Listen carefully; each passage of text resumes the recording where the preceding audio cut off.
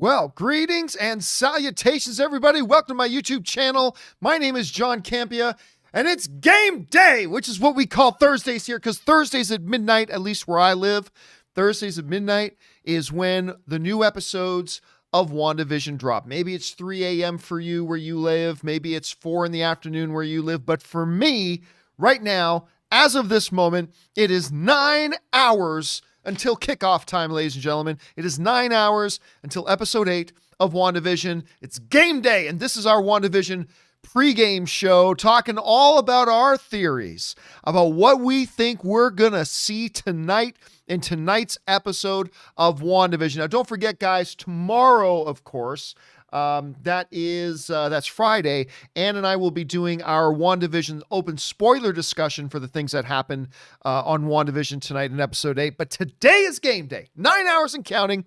We're going to be talking about our theories. Things. I got people in the live chat. In the live chat, when does WandaVision air for you? I got Syrian Clark is writing that it airs at actually 8 a.m. for them. Again, for me in Los Angeles time, it is at midnight. Yusuf is also saying midnight. McChokesum is saying 3 a.m. 8 a.m. for Sam Wright. 2 a.m., 1 a.m. all over the map. Now, 10 a.m. for somebody, that's a good time. For 7 a.m., 1 p.m., all over the place, everywhere around the world. Everybody's excited about the new episode. WandaVision, game day is here. So listen, let me tell you guys some of my theories, all right? Some of my theories about things I think we might see. We might see Mephisto. We might see Nightmare. We could see Doctor Strange. We might see Spider-Man. We could see Reed Richards. We see Wong. Magneto may show up. Maybe Professor Xavier.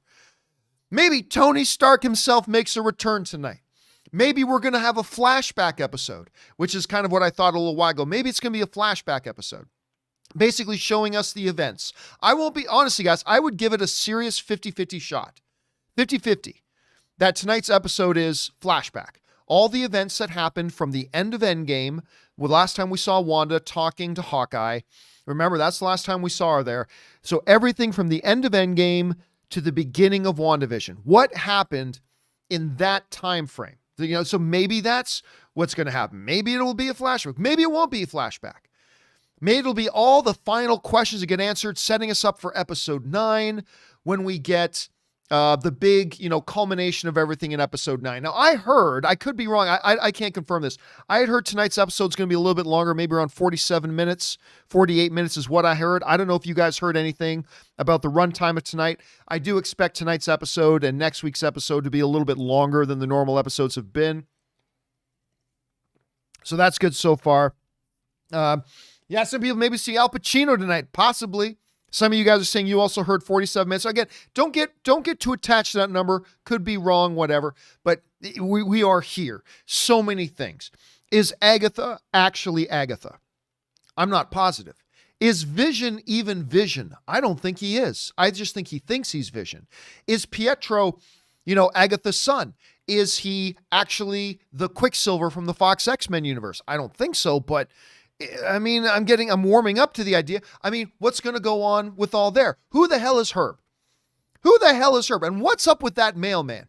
I want to know that too. So many questions still to be answered tonight, guys. So we've got a lot of things to get into and to talk about and all that kind of stuff. But I want to spend most of today's, our open thing here, just talking to you guys. And by the way, just so you know, unlike the John Campea Show, when you want to send in a question for the John Campea Show, you guys use the tip link that's in the description of the video. But for these special videos, for our game day videos, for our spoiler discussions, for play-in chats, yes, play-in chats are coming back, you use the actual YouTube super chat feature. So if you want to get in a question for the John Campea Show tomorrow, go ahead and use the tip link that's in the description of the video. But if you want to get in a comment or question for this game day, then go ahead and use the super chat feature here on the page. And that's what we're going to do. So you know what, guys, without wasting any time, without any further ado, let's get into it, shall we? And we are going to start things off with who's first up.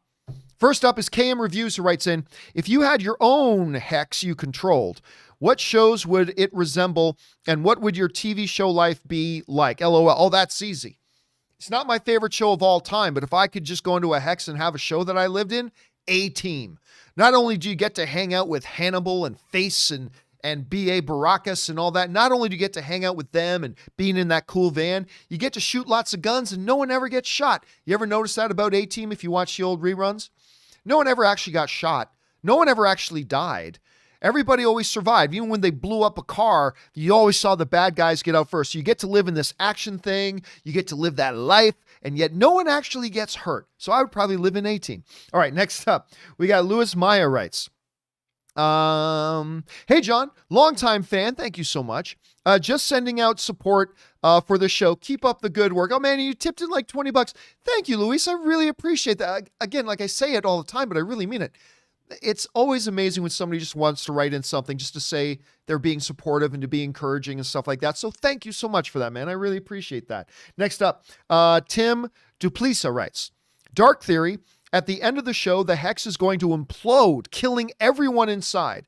Explains no children since that would be too dark for Marvel. Well, remember that there are children there now. Remember, as of the Halloween episode, the children are there. Pietro was wondering and theorized, hey, maybe were you just keeping them in bed inside the whole time? No reason to overcomplicate things if you don't need to, but the whole thing implodes. Because I think Vision doesn't get out of it. I think this Pietro, fake Pietro, maybe he's real, doesn't get out of it. I don't think the kids get out of it. But you're thinking maybe nobody gets out of it. That would be dark. Let's see if that's where they go, Tim. KM Reviews writes, I just realized Agatha's darkest secret, and it wasn't, and I killed Sparky too, it was, and I wrote season 8 of Game of Thrones too. Hey, listen, I don't care what any of y'all say. Game of Thrones season 8 was awesome. I don't care what anybody says. But Judd, I don't care. Season 8 of Game of Thrones was awesome. The only problem with that season to me was it was way too damn short. There was no excuse to make it that short. That meant they had to cut some corners. That was a problem. They shouldn't have done that. But other than that, season 8 was awesome. Won more Emmys than any other season of television in history. It was great. Anyway, that's just me. I know a lot of you disagree. That's perfectly fine, but I thought it was great. Anyway, next up. Abley writes, do you think we get the big cameo tonight? Would be strange to leave a massive story turn till the last episode. Oh no, that would totally be a Marvel thing to do. I don't, it's good. It's going to be close. I think there's a 40% chance we get whatever this big cameo is going to be. I think there's a 40% chance it happens tonight. So I wouldn't be surprised if it does, but I think it's more likely it'll be the last episode, but less than 9 hours to go and we will find out. But I will say a 40% chance we get the cameo tonight. KM Reviews writes, Agatha brings her plant early on, sprays lavender on the kids, kills Sparky in her plants, and makes Wanda tea. What's with these plants? I'll be honest with you, man. I'd never even considered the plant angle. I never even noticed that. You're right. The plants. I don't know. Maybe that has something to do with, maybe that's a witch thing. I don't know. Like if you go into Harry Potter, like her herbs and all that kind of stuff and plants and fauna, flora and stuff like that, that's all part of it. I don't know. Maybe there's a connection there. I had never even thought of it, Cam. That's a good observation. Next up, Suthius writes, it's possible Agatha was living a peaceful life in Westview, trying for a long time to open the book. Then conveniently comes along Wanda with her hex. Hey, listen, Marvel, we've seen, right? Like Ant-Man getting out of the quantum realm by a rat just happens to stagger along and accidentally trip a button. Marvel is okay with using some coincidences to help push their story along. Maybe we find, listen, I believe there is a possibility, however small, that we find out Westview was actually New Salem. And if so, there you go. Or it could just play into the circumstance. You could be right, Suthius. KM Reviews writes, so what if this entire show turns out just to be a vision of the future? WandaVision. None of it actually happens because it's a premonition. Listen, Rob and I talked about the other day. I do not think Kevin Feige would do that, but we have seen other shows do it was all just a vision. Like even the final Twilight movie, which, screw it. The final Twilight movie wasn't all that bad, actually. I mean, I'm not a fan of the rest of the Twilight movies. Twilight, the last one, was pretty good, but yeah, they had a big section of that movie that ended up just being a vision. Just being kind of a vision. Or we had like entire shows where like somebody wakes up at the end of the season and says, oh, the whole season was just a dream. I do not think that Kevin Feige, if they do that, KM, it's going to piss a lot of people off. A lot of fans are going to be really, really pissed off if they pull the whole it's just a dream thing. Orange Hand writes, Even if Agatha's role in this is exposed, do you think Wanda, if apprehended, would be sent back to the raft, and would Monica be okay with this? Well, I mean, I don't know.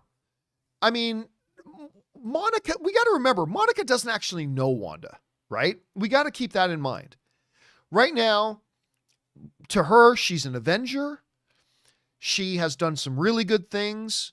She's lost people close to her that Monica relates to, but I don't know how Monica would feel about it. But yeah, there's a chance. Listen, no, I don't think, however this ends, if it ends heroically, fine. If it ends in tragedy, like great Shakespearean tragedy, cool. But I don't think she gets apprehended. I don't know who can apprehend her at this point. So I whatever it is, Orange, I don't think she gets apprehended. Suthius writes, say it's Agatha and or Mephisto / Nightmare, and they can't be stopped. They make a deal with Wanda to leave Westview in exchange for Wanda herself. She leaves with them. Hex comes down. Everyone is back to normal, but on the ground lies Vision in pieces, ready to be picked up by Hayward Bleak. I mean, it's not that terribly bleak. I mean, there is a possibility. Listen, I've said this from the beginning of the show. I feel like this is going to be an origin story of the supervillain Wanda. I think it's going to kind of be that. Now, I'm not convinced of that. I'm not willing to put money on that. That's just kind of what I've been thinking. And I don't think Vision gets out of this. So your idea that at the end, she actually goes off with the big baddies, that sets up some pretty interesting stuff for Doctor Strange episode 2. You could be onto something there. It's not a bad theory. ZOMG Ruler writes, what's Feige's bad day at the office show on Iron Man 2? Well, we're here to talk about WandaVision. So let's keep talking about WandaVision. Tim Duplessis writes, why would a cutoff town need a mailman? Dubious. Well, listen, why does a cutoff town need a lot of the things in there, right? So, of course, the mailman's dubious. The mailman's completely dubious. He's acted kind of shady as F the whole time. So what are they going to do with that? I'm not really sure. But I think the mailman turns out to be a problem. How? Why? Is he Mephisto? Is he something else? I don't know, but I think the mailman's going to be something of a problem. We'll find out, though. Jose Man 35 writes, hey, John, how are you? I'm doing great, thank you. The only 2 reveals I want to see on either episode 8 or 9 are 1, someone finally calling Wanda the Scarlet Witch, and 2, her donning the comic book attire. I'm going to be honest with you, straight up, I have no desire to see her in that comic book costume. That comic book costume would look straight up ridiculous in the MCU. There are some comic book costumes that would translate well to the screen. Captain America, Iron Man, Thor. There are costumes that do that. I think the Scarlet Witch one is not one of them. I don't think the Scarlet Witch one is. But, Rob said the other day on the show, and I agree with him, I do think we're going to hear her get the Scarlet Witch moniker. There's a reason why they brought up, so does she have any kind of nickname? No, sir. None at all. Not a one. I think that was brought up for a reason. I do think we're going to get the Scarlet Witch moniker attributed to her by the end of this season. All right. Just Plain Steve writes, over under 40% that the engineer isn't being set up for WandaVision, but is a setup for Captain Marvel 2. We already know Monica is going to be in it. No, that's a bit of a stretch. Because Captain, you be saying a one-line setup for something that literally isn't going to happen for 2+ years. Because we're not getting Captain Marvel 2 for a couple of years. So if Captain Marvel 2 was coming out in 3 or 4 months, maybe, but that'd be a little bit long. Listen, the engineer setup is one of 2 things.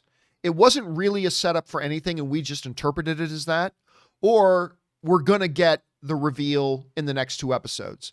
If it doesn't happen in the next 2 episodes, then it was never being released. I don't think they're going to wait a couple of years for something like that. Just my guess on that, Just Plain Steve. All right, Suthius writes. Oh no, that was Suthius we already had. John A.B. writes, do you think we'll meet the main villain tonight, or do you think they'll wait until the finale to introduce them? I think it'll be Nightmare. Well, listen, you're assuming that there is a big villain.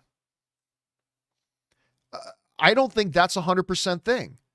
Now, I've been coming over more and more to that side. See, I never thought Nightmare or Mephisto were going to be involved in the show, but I've been coming around to that a little bit. I've been coming more and more around to it, and there very well could be, but don't assume that there's going to be a big baddie. I mean, it very well could be Wanda.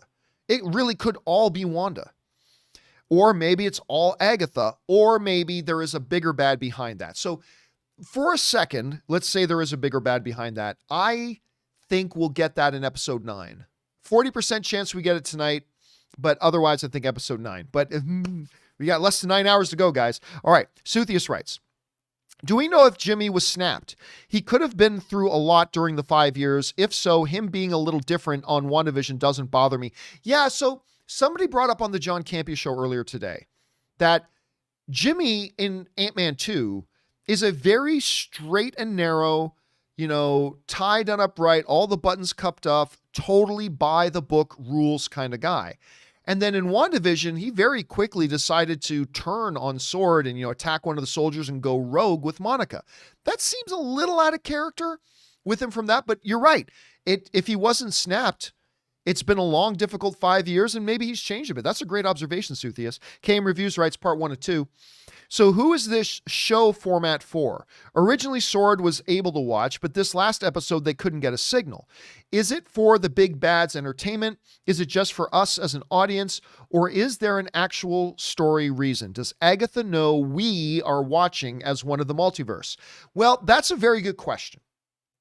And that's part of why I suspect, because I've been buying into this theory more and more, suspect that we may find out Agatha's not even real. That Agatha is just a part of Wanda's story. And Wanda's actually making this a show, even if it's just for herself. And Agatha is just the villain of her show. So it could be, or, Agatha's the one doing the transmissions, or somebody else is. But that is ultimately, KM, one of the reveals that's still yet to come. Why is there even a broadcast of this? And maybe for no reason whatsoever, or it could be for something very significant. And hopefully, KM, that's something we're going to find out in the next 2 episodes. Cody writes, it's you, John. You're the big cameo. Shh, my Incredible Hulk character is coming back. Don't tell anybody. It's you, John. You're the big cameo. Your soldier character from the Hulk movie is going to show up and launch a tear gas canister into the Hex.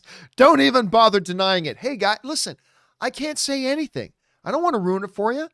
If it's not true, I don't want to tell you it's not true because then you lose your anticipation. If it is true, I don't want to spoil it. So I'm just going to say no comment, Cody. No comment. All right, Spencer Smothers writes, I think we will see a flashback of how the Mind Stone gave Wanda her powers back when she was with Hydra. Plus, I think we will see her take Viz's body. Maybe.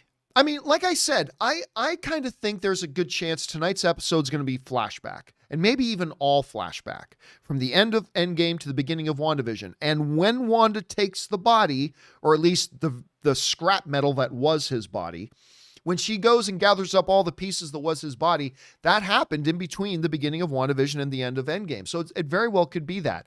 I don't know if it'll go all the way back to when she was experimented on by Hydra. I don't see any need for them to do that. But I do think there's a good chance here, Spencer, that's going to be a lot of flashback. OJ writes, I think Major Goodman is the engineer and is Talos' daughter, and Bettany finally gets to work with the talented Bettany. The talented Bettany. Prepare to have double vision. Well, listen, that's actually not an uncommon theory. A lot of people think that maybe, because remember, she and Talos' daughter had a bond. There's a possibility she could be there. I mean, nothing in episode 7 even remotely hinted at that. But that has been a theory out there, and it's not a bad one because it would connect those dots, OJ. So let's see where that goes. Juno Faulkner writes, I hope tonight explains how Sword got possession of Vision's body, if Pietro is really Nicholas Scratch, and who, if there's one more player involved. I don't know how much of that will be revealed tonight. I really, again, it depends on if tonight's flashback or not. These are all questions that are going to get answered. Number one, I don't think the Sword thing has to be answered. It's the government. The government took possession of Vision's body. I don't think there's not much of a question there. So how they got it, that's easy. So I'm not worried about that. The nature of Evan Peters' character. To me, that's the biggest question of the entire show. I need the answer to that more than I need the answer to how is the Hex set up? Is Agatha working for somebody? Like all these things, these are big, important questions. But to me, the question is the Evan Peters character. Because that one has repercussions that goes way beyond just WandaVision. Is he an imposter? If so, who? And if not, is he actually the Pietro from the Fox X-Men movies? I don't think so, but it's a growing possibility, and that's the answers I need, Juno. All right, next up, Nick K writes, cheers to another pregame. Game day! I just hope Wanda comes out of this a villain. I think it'll benefit the MCU going forward. With her powers, she would be scary. Listen, it's beyond scary. It's literally global extinction level threat if she is. I don't personally need to see Wanda come out of as a pure villain, but maybe like just really broken. Like, really, really broken. One of the cool things about House of M was that was kind of it. Wanda became a threat, not because she was evil, but because she was so broken. In the comic, and they don't necessarily, the comics are the comics, the show is the movies, whatever. They're two different things. But they do sometimes borrow themes. In House of M, you basically had a situation where Wanda was so broken and distraught and not well that even Professor Xavier had a hard time helping her. And every time she would have these episodes of delusions and things like that, she would literally alter the fabric of reality, which Charles Xavier knew was a very big problem and a very big danger. So much so that Professor X actually gathered together the Avengers and the X-Men all together, because Wanda was a part of both, to have a serious discussion with all of the X-Men and Avengers. Do we kill Wanda? Because I can't help her. And when she has these episodes, she literally threatens the nature of reality and our world. She isn't evil. She's not a bad guy, but she's so broken, she poses a threat to the world. And that was kind of the starting point, if you will, or the starting point of like House of M and what happens from there.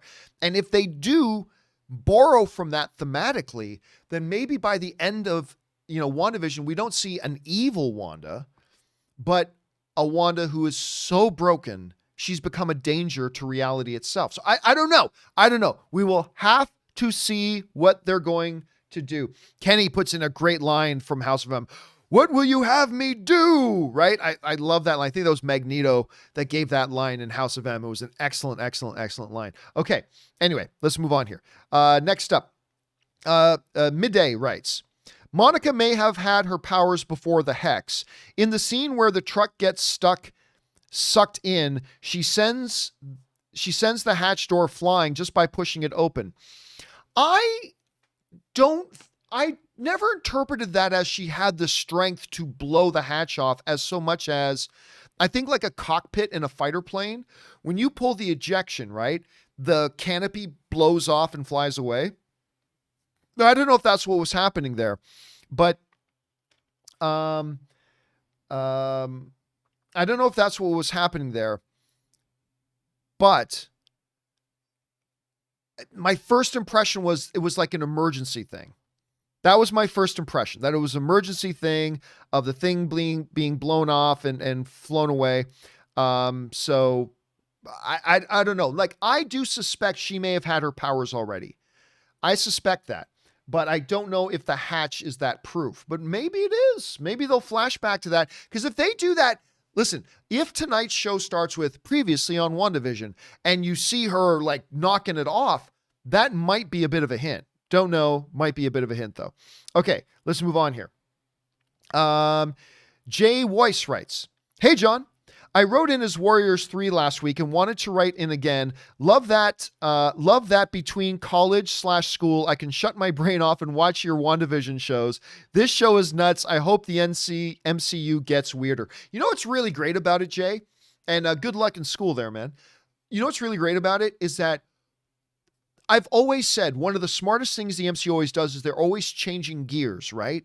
Like, you don't get 5 movies in a row that are just the same. Like, one thing's a political thriller. The next thing's a heist movie. The next thing's sort of a little bit horror-ish. And sometimes they're saving the universe. Sometimes they're trying to save a family. And what's really great here is that it feels like we're going from WandaVision, which is totally bonkers, different kind of thing. And then we're going to go into Falcon and Winter Soldier, which is more of your normal kind of MCU comic book fair action, excitement, that sort of stuff.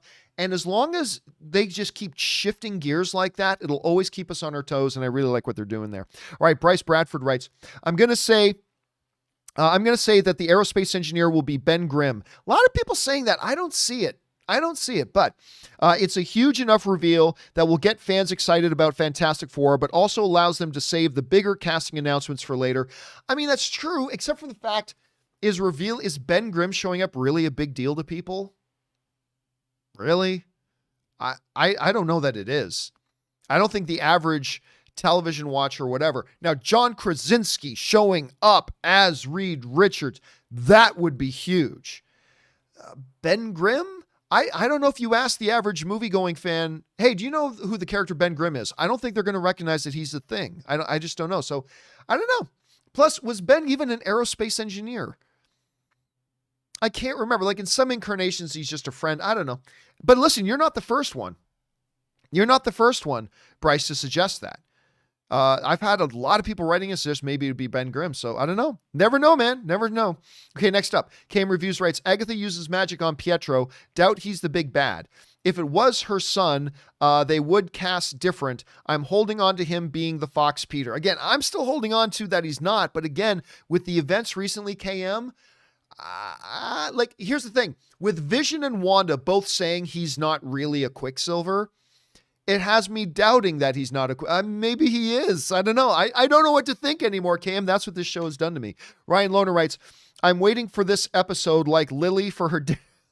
So Ryan is referring to a video I put up on my channel of my dog, Lily, one of my dogs, Lily, who like 2 hours before dinner time was like pushing her empty bowl along the floor, making a ruckus. I thought it was pretty funny, so I shared it on the channel. I'm glad. Thanks for the callback to that, Ryan. I appreciate that. Okay, next up, KM Reviews writes, I predict Vision arrives and does the mind thing with Pietro, and we find out who he is.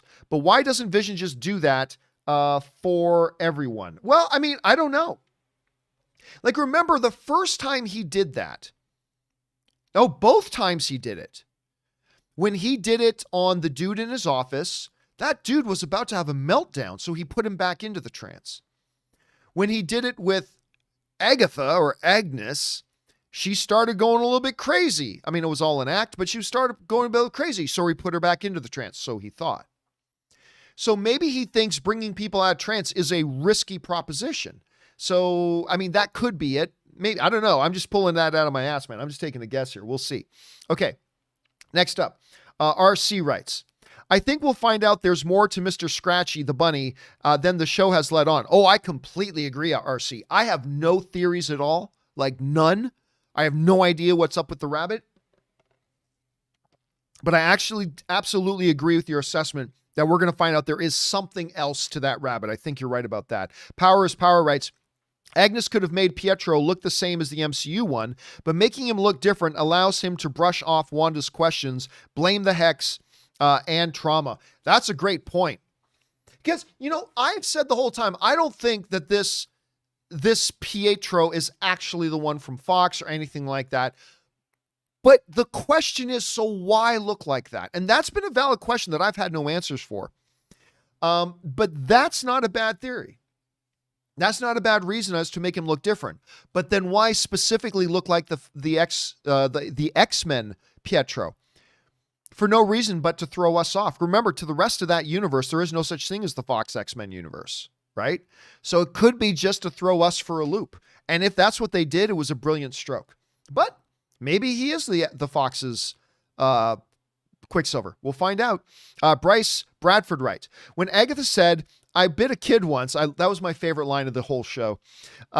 I made a joke that she was referring to when she turned into a spider and bit the kid who was actually Peter Parker, and his powers were given by magic, not science. You know, obviously that's not true, but that's some pretty good alternate ways of connecting the dots. I think that's pretty funny. I like that. Well said, Bryce. All right, John Serverly writes, Agatha's rabbit is Senior Scratchy. Old Scratch or Mr. Scratch is something, a nickname for devil. Senior Scratchy would be Mephisto. Love the show. Yeah, several people wrote that in too. That the exact same thing that you just said. Is the rabbit Mephisto? Not sure. I mean, there could have been a reason why earlier in the show when they did the magic act that she volunteered to let them have the rabbit. I don't know. There could be more. I mean, there's definitely something to the rabbit. Whether the rabbit is her prisoner or was somebody else or maybe is Mephisto or something like that. Don't know, but I think there's something. It's not nothing. It's not just a rabbit. There's something to it for sure. Okay. Sportify writes, one of two. Hey, John, first time writing, but have been watching you since your 24-hour AMC marathon. That's going back a ways. Thanks for being along, Sportify. I think everyone shows all their cards tonight. The main villain will be the actor Bettany talked about having fireworks with. I think he is behind Agatha as well as when she shushed the camera, Wanda was looking around her. Could be. I mean, it all depends. It all depends on how they're going to handle the whole idea of whether tonight's episode's a flashback or not. Because, like, if tonight is a flashback episode, I actually don't think we'll get the big reveal. Now, it is possible they could do both. It's possible they could do the flashback and reveal the big villain, if there is a big villain, all at the same time. They could do both. Or they could do one or the other. So I think it really all depends on that. I think if it's not a flashback episode, they definitely reveal the big bad tonight. If it is a flashback episode, they may not. Now, I don't know the answer to any of that, but I'm kind of with you, so I see what you're saying about that. All right, thanks for that, Sportify, and thanks for being around and being a viewer for that long, man. I appreciate that. All right, Chris Miner writes, if Reed Richards shows up, I don't want Krasinski personally. I want him to be played by Jerry, while George is the thing, Elaine is the Invisible Woman, Kramer is the Human Torch, and Newman is Dr. Doom. Listen, I'll pay you for that script, Chris. Right now, I will pay you for that script. You write that script, I'll option it right away. I want to see that. I'm not going to lie. I want to see that. Maybe just as like a 15-minute YouTube video, but I want to see that right now. Thanks for writing that in, Chris. You just made my day. All right, Matt McLean writes, what do you think is going to happen tonight? Well, that's what we're here for, right? That's what the pregame show is all about. I think there's a small chance we see everything from Agatha's perspective, but I'm not beefing on it. That's not a bad thought either. Like, if Agatha is real, and I think there's a chance, I've bought into the theory that there's a chance she's not even real. But if Agatha is real, then maybe instead of a flashback episode, well, I mean, they would kind of both be saying the same thing, right? If we got to revisit the events, but from Agatha's perspective, that kind of becomes a flashback episode too. But if it's not a proper flashback episode from the events of Endgame working up to the beginning of WandaVision, and if Agatha is actually real, then that's actually not a bad thought that they might do that. Then we may see the whole thing again, all summed up in one episode, but only from Agatha's perspective. And if they did that, then that could also give us the reveal of who she's working with, if she's working with anybody. So that's a good thought, Matt. Let's see. Elif Beyrazli writes, hey, John, great job with pregame and review shows. Thank you. I'm having fun, man. I don't know if you can tell. I'm having a really good time doing these. Love speculating about WandaVision. I look forward to this every week. Keep up the good work. Well, thank you, man. And listen, I look forward to it too. And not only, once we did the pregame show last week, I just really started looking forward to the pregame show again. I mean, it's a lot of fun when we do the spoiler things and try to dissect everything that just happened. But I really have a good time, like right before the new episodes drop, just wildly speculating about what might happen tonight. So thanks for coming along for the ride, man. Late Paul writes, hi, John. Have you seen Kevin Feige's comments regarding Agents of S.H.I.E.L.D. / Netflix shows? Some fans very excited that their favorites might show up in WandaVision, the MCU. Genuine hints, offhand comments, or just Feige trolling? I have no idea what comments you're talking about. I have not heard of any such thing. I know he was talking at that one conference and he spoke a little bit about R, not rated R, but I didn't hear anything about any sort of Netflix shows or anything like that. So I cannot comment on that. I can't comment on that, unfortunately. But I will go looking for those comments when we're done this show. Thanks for putting it on my radar, if that's what actually happened. All right, James Argento writes, We never saw Wanda steal Vision, just break in. She could have used magic to make a second one. We could get Vision 2. We could get Vision 2v Vision 1 sword weapon in finale. Oh, so you think we might get a Logan situation where Logan ends with Logan versus Logan? Maybe. I don't see why Wanda would have broken into the facility and not taken Vision. But I suppose, that's something I hadn't considered, James. Like maybe she broke in, saw his body all in those pieces, became distraught, and just decided, you know what? I'll just create my own reality then. I'll create my own world. Maybe. I mean, I hadn't really thought about that, and I don't really think that'll happen, but that's actually not a bad thought, James. I mean, maybe. Let's keep our eyes on that. Hadn't thought about it. All right. D. Freitas writes, Strange to intervene at the cost of him being banished to another reality/dimension by the show's actual big bad. This will be the show's big episode. Maybe, like in some shows like Game of Thrones, right? The second last episode generally would be the big episode. And then the season finale was kind of dealing with the repercussions of the second to last episode. I don't know that they're going to do that here because I suspect there's not going to be a WandaVision season 2. So I think the finale will be the big finale. I'm also not sold that Doctor Strange will show up, but that's certainly a possibility with Doctor Strange 2 being a part of the overall story arc. So we'll see, man.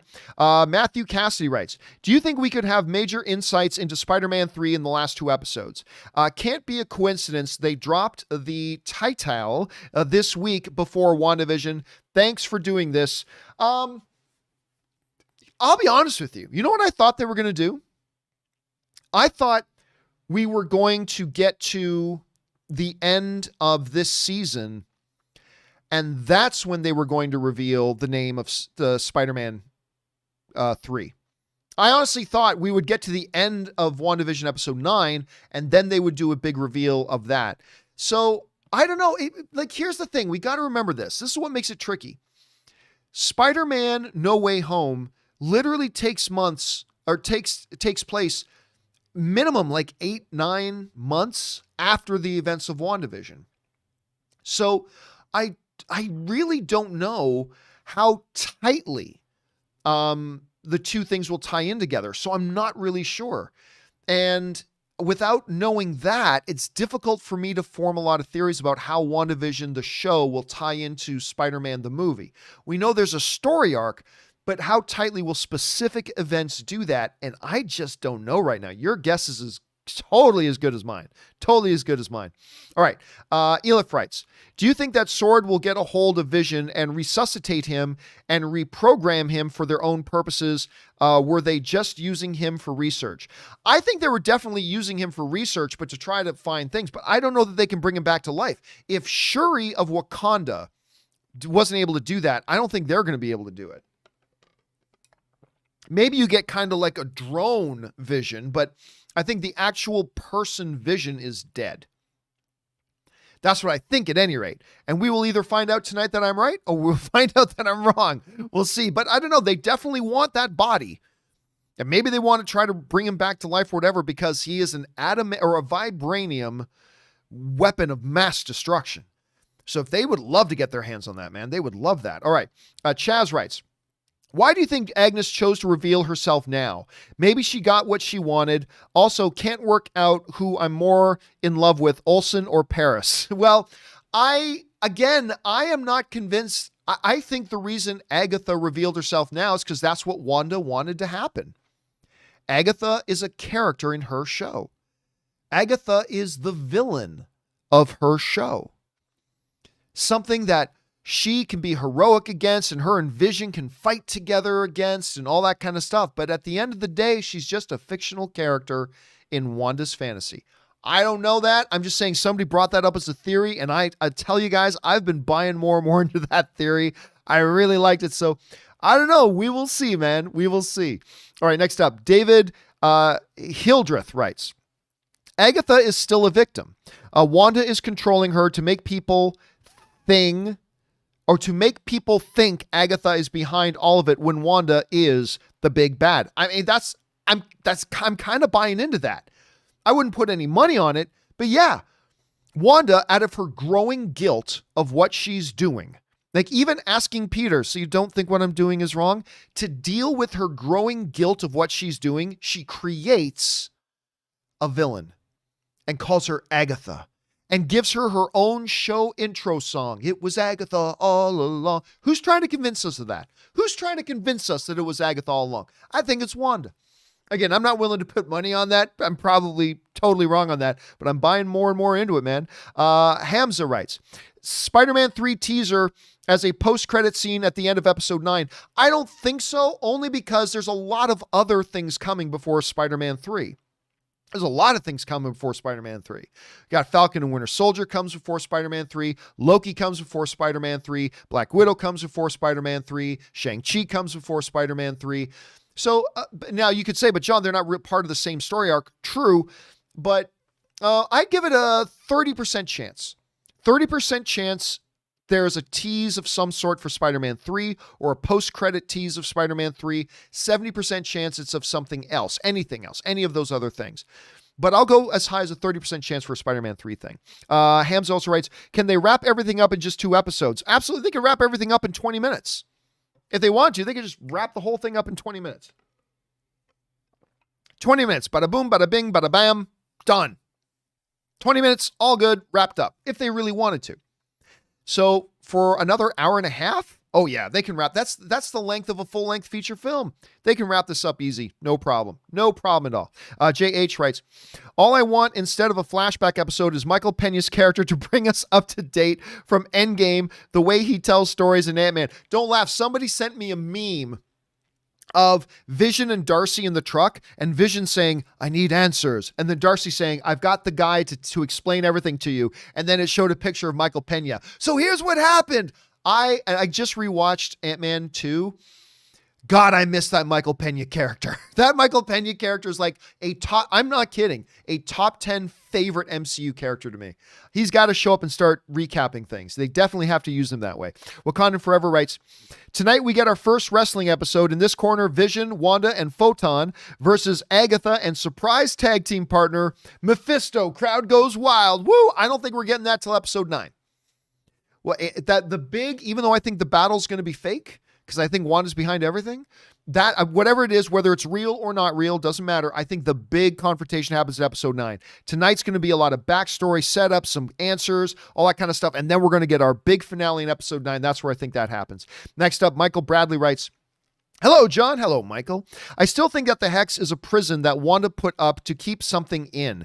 And every time Wanda uses her powers, she loses a little bit of control of it. See, I'm not so convinced of that because things can go in and out. Like, initially the Hex, anybody could walk in.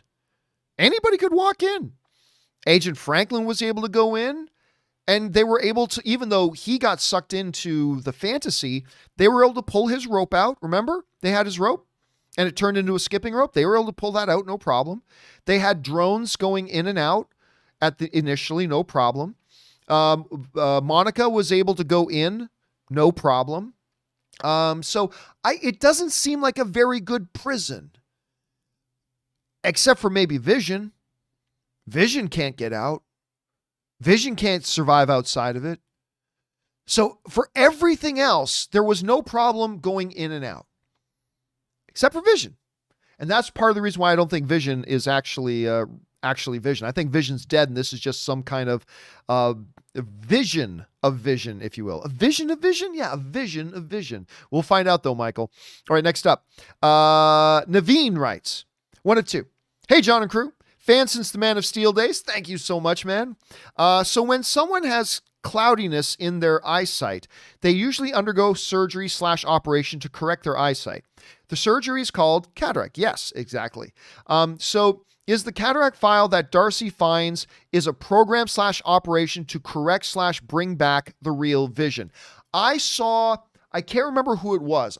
Somebody sent me a link to like a blog post, and I can't remember where it was for the life of me right now. But there was exactly that. Like, how does that code name how could that code name be interpreted in light of the events of what's going on in the MCU right now? And that was exactly what you just said, what somebody else said. Something to correct vision. And that was the exact wording of it. Possible. It's also possible it is just a random code word, right? So I'm not saying I buy into it, but what you're saying does connect dots, and it does kind of make sense. So I think we will probably get an explanation of it. I think we will get an explanation of it moving forward. All right, next, Edwin C. writes, Nick Fury mentions Nexus in Age of Ultron to make sure Ultron is shut down out of the web. Do you think it's the same Nexus from this last commercial they showed? No. And actually, that was asked a couple of times already. I think that's purely coincidental. Clearly, in the commercial, they don't talk about Nexus as a technology thing, as an internet thing, as a networking thing. They talk about it as multiple realities, changing your reality. So while that other thing was called Nexus, I believe this is a reference to what is in the comic books known as the Nexus of all realities. And I do think it's totally different things. I think it's purely coincidental. I mean, it might not be, but right now I think it's purely coincidental. Right now I think it's purely coincidental that it happens to have the same name, Nexus. But that's my guess. I don't know. You could be right, because other people have written in the same thing, Edwin. So, we'll see. FizzGig writes, a little Dark Crystal reference. I think Doctor Strange will show up since that book. I think the Chthon is the main bad guy. They want Wanda's Nexus magic, and I think Patrick Stewart shows up. Listen, I said from the beginning, man, if Patrick Stewart or Ian McKellen or James McAvoy or Michael Fassbender for that show up as either Magneto or Professor Xavier, it's going to make the world melt. And let's not forget, Kevin Feige and Patrick Stewart, they confirmed this, did meet to talk about Professor X right around the time they were developing WandaVision. Now, Patrick Stewart said he passed because he thought his Professor Xavier had a perfect ending in Logan. So he said he passed on it. What if he didn't? What if that was a misdirect? And what happens if everything's going to hell tonight or in episode 9? And they don't know what to do anymore. And then you see a close-up of this wheelchair. And then the camera pans up. And it's Patrick Stewart as Professor Charles Xavier saying, I believe I might be of some assistance. That was a terrible, terrible Patrick Stewart imitation I just did. But he comes, I believe I can be of some assistance. Blah! The internet breaks down. People cry. All across the world. Everybody's so happy. They're crying. I mean, it could happen. Could happen. Never know. John Mayer writes, I think it'll turn out that the Vision in the show is real and alive, but is a different Vision pulled from another universe via the Nexus by Wanda. I mean, possibly. That, of course, in and of itself doesn't explain his absolute lack of any memory prior to showing up in Westview. Now, if he's a completely new creation, that explains everything.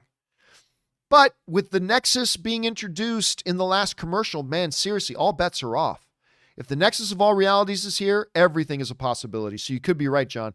Rusky9110 writes, no one has brought up how this might bring the Mind Stone back. Could that be a major plot point going into the last 2 episodes? Yeah. I mean, we've talked before, right, about how there could be a little bit of a Sauron Lord of the Rings thing going on where the stone was destroyed, but the essence of the stone endures. And there is sentience to the Infinity Stones, and maybe they're trying to concoct a way to maybe even trick Wanda into giving them corporeal form again and to making them manifest into physical reality again. I totally think that's a possibility, and this is something we have talked about, Ruski. All right, Michael T. writes, I'm wondering if the engineer ends up being a nobody simply because the vehicle didn't work. Would Mr. Fantastic or equivalent be introed with such an L? Well, remember, though, that no matter who it is, this thing is something the engineer was asked to put something together based on somebody else's specs. Remember, whoever the engineer is was never able to be there, inspect the hex, get readings on it, figure out what they're dealing with. The engineer simply took a list of specs that was put together by Darcy and built a vehicle to specs. And guess what? They built it perfectly to specs. So if there is an L to be taken there, it's Darcy's L. Whoever built it, it's not their L. They built it perfectly. The thing is, they didn't design it. They built it to Darcy's specifications. And so if there is an L, it's their L. It's Darcy's L, not their L. That's my guess at any rate. All right, Cameron Peterson writes, last week, Evan Peters equals imposter. Today, not sure. That's exactly me, man. I was sure he was an imposter, but now that Vision and Wanda are both calling him an imposter, I'm thinking, maybe he's not. We'll see. Cameron also writes, Herb, good guy or bad guy? I think a good guy. But I still think there's something a little bit different to him than the other members of the community. Michael Hamilton writes, can't wait to see who the Luke Skywalker level cameo is. Hope it's Doc Ock or Magneto. I don't think so. I think it is probably, if it's anything, I'm still not convinced Mephisto's involved or Nightmare, but it could be. And if it is Mephisto, we very well could be looking at Al Pacino. Or Keanu Reeves. I think there's a lot of possibilities there, but I don't think it's Doc Ock. And I don't think it's Magneto, but that was one of the options that I listed because holy crap, man, if Ian McKellen or Michael Fassbender show up as Magneto, the internet's going to explode, dude. The internet's going to absolutely explode. Brian Learn Stuff writes, in intro to last episode, we see Sword running away from expanding Hex, comedic music. This was in the context of the sitcom. How did Wanda see and include that scene outside of the Hex into the show? Simple, because I kind of have a little bit of the theory that she's even in control. I think the whole world might be part of her fantasy. I think in her show, everything's in the Hex. But the real thing is that she's controlling. I don't know that for sure. And by the way, that comedic music playing may have been for our benefit, not necessarily for the benefit of the interior of the show. It's an interesting thing, Brian, that I think a lot of people overlooked, but I don't know that there's much relevance or importance to be attributed to that. I don't think there is. Maybe there is. I don't know. We'll see, though. We'll see as we move forward. Let's keep an eye on that, Brian. We'll point it out. Daniel Haygood writes, hey, John, I know you're going all in on Agatha being another extension. Listen, let's be clear. People, this is why. Like, somebody would ask me, John, why every time you say the Agatha theory, you say you're not willing to put money on it and all that kind of stuff because of exactly this. What out of anything that I said have I ever made it sound like I am all in on this? I'm not. I'm just saying I love the theory. But I'm not willing to bet a single dollar on it, that this is what it's going to be. I am not all in. Let's be very, very clear on that. Anyway, I know you're going all in on Agatha being another extension of Wanda's control, but remember the aspect ratio shifted when we were in the lair, indicating that we have left Wanda's control. I don't think that's necessarily true. Think about this. The picture and format of WandaVision has changed already a couple of times, even from something as simple as black and white to color. That aspect ratio change could have simply been a signification to us, a signal to us that we have now moved from the 2010s to modern day. We are now today. Just as we saw the transition from black and white to color, the transition of the aspect ratio could have been another indicator to us that we've now transferred into another thing. Now, again, I'm not putting any money on that. I'm not willing to die on that hill. But again, it's not as cut and dry as that because it could signify something else. It might exactly signify what you were just saying.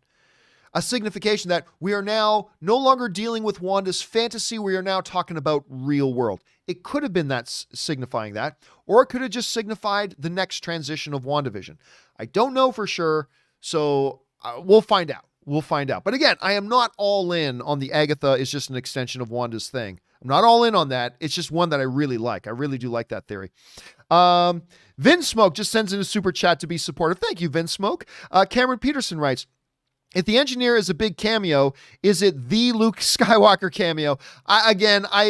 There's so many people think, because remember, Mark Hamill himself did voice Nightmare in an animated incarnation. So some people think that literally it could be Luke Skywalker or Mark Hamill showing up. Michael Hamilton writes, could the cameo be the Howard the Duck or Jar Jar? I doubt it. I wouldn't bet $1 million against Howard the Duck, though. Vince Smoke writes, do you think we'll have an Agatha flashback, maybe of her past during the Salem witch trials, like in the comics? Also, 9 hours to go. I think there is an argument to be made that somebody just mentioned it earlier in today's show. Maybe we see WandaVision again from the beginning, but told from, like, all of WandaVision in one episode told from Agatha's point of view. Maybe. Or maybe Agatha's part of the flashbacks. Could be. I think there's a 50-50 chance of one of those things happening, so we'll see. We'll see. All right, Michael Hamilton writes, it was Darth Jar Jar all along. He is controlling Agatha. Listen, I remember recently somebody sent me a piece of fan art of Darth Jar Jar. It was terrifying. Like, you should go and look that up if you didn't get the chance. All right, Jesse Squire writes, hey, John. The crazy cameo is Agent Coulson. Just kidding, but I wish. I love Clark Gregg. Just wanted to thanks for all the awesome stuff you do and hope you are well. Well, thank you so much, Jesse. I appreciate that, man. And yeah, I'm having a blast. This is great. I am doing very well, thank you. Actually, tonight, Ann and I are going out to celebrate a friend's birthday. Very excited about that. And then later tonight, of course, is WandaVision. And I'm in my new house, which is great. Life is good right now, Jesse. Gotta tell you, life is good. Thank you so much for the well wishes, man. Next up, Joshua Rodriguez writes, tips in like $20. Thank you, Joshua. What if episode 8 gives us the cookie cutter good guy ending, but then episode 9 is the flashback outside perspective episode, and we see Wanda in a straitjacket, broken, and that ending was all in Wanda's head because she's actually lost again? Maybe.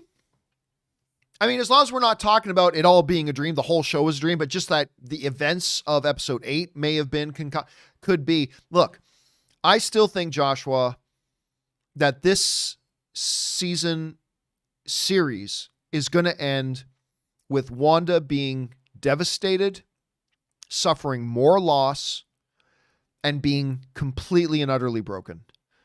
Because any human being can only take so much tragedy. And she has withstood more than most people ever will.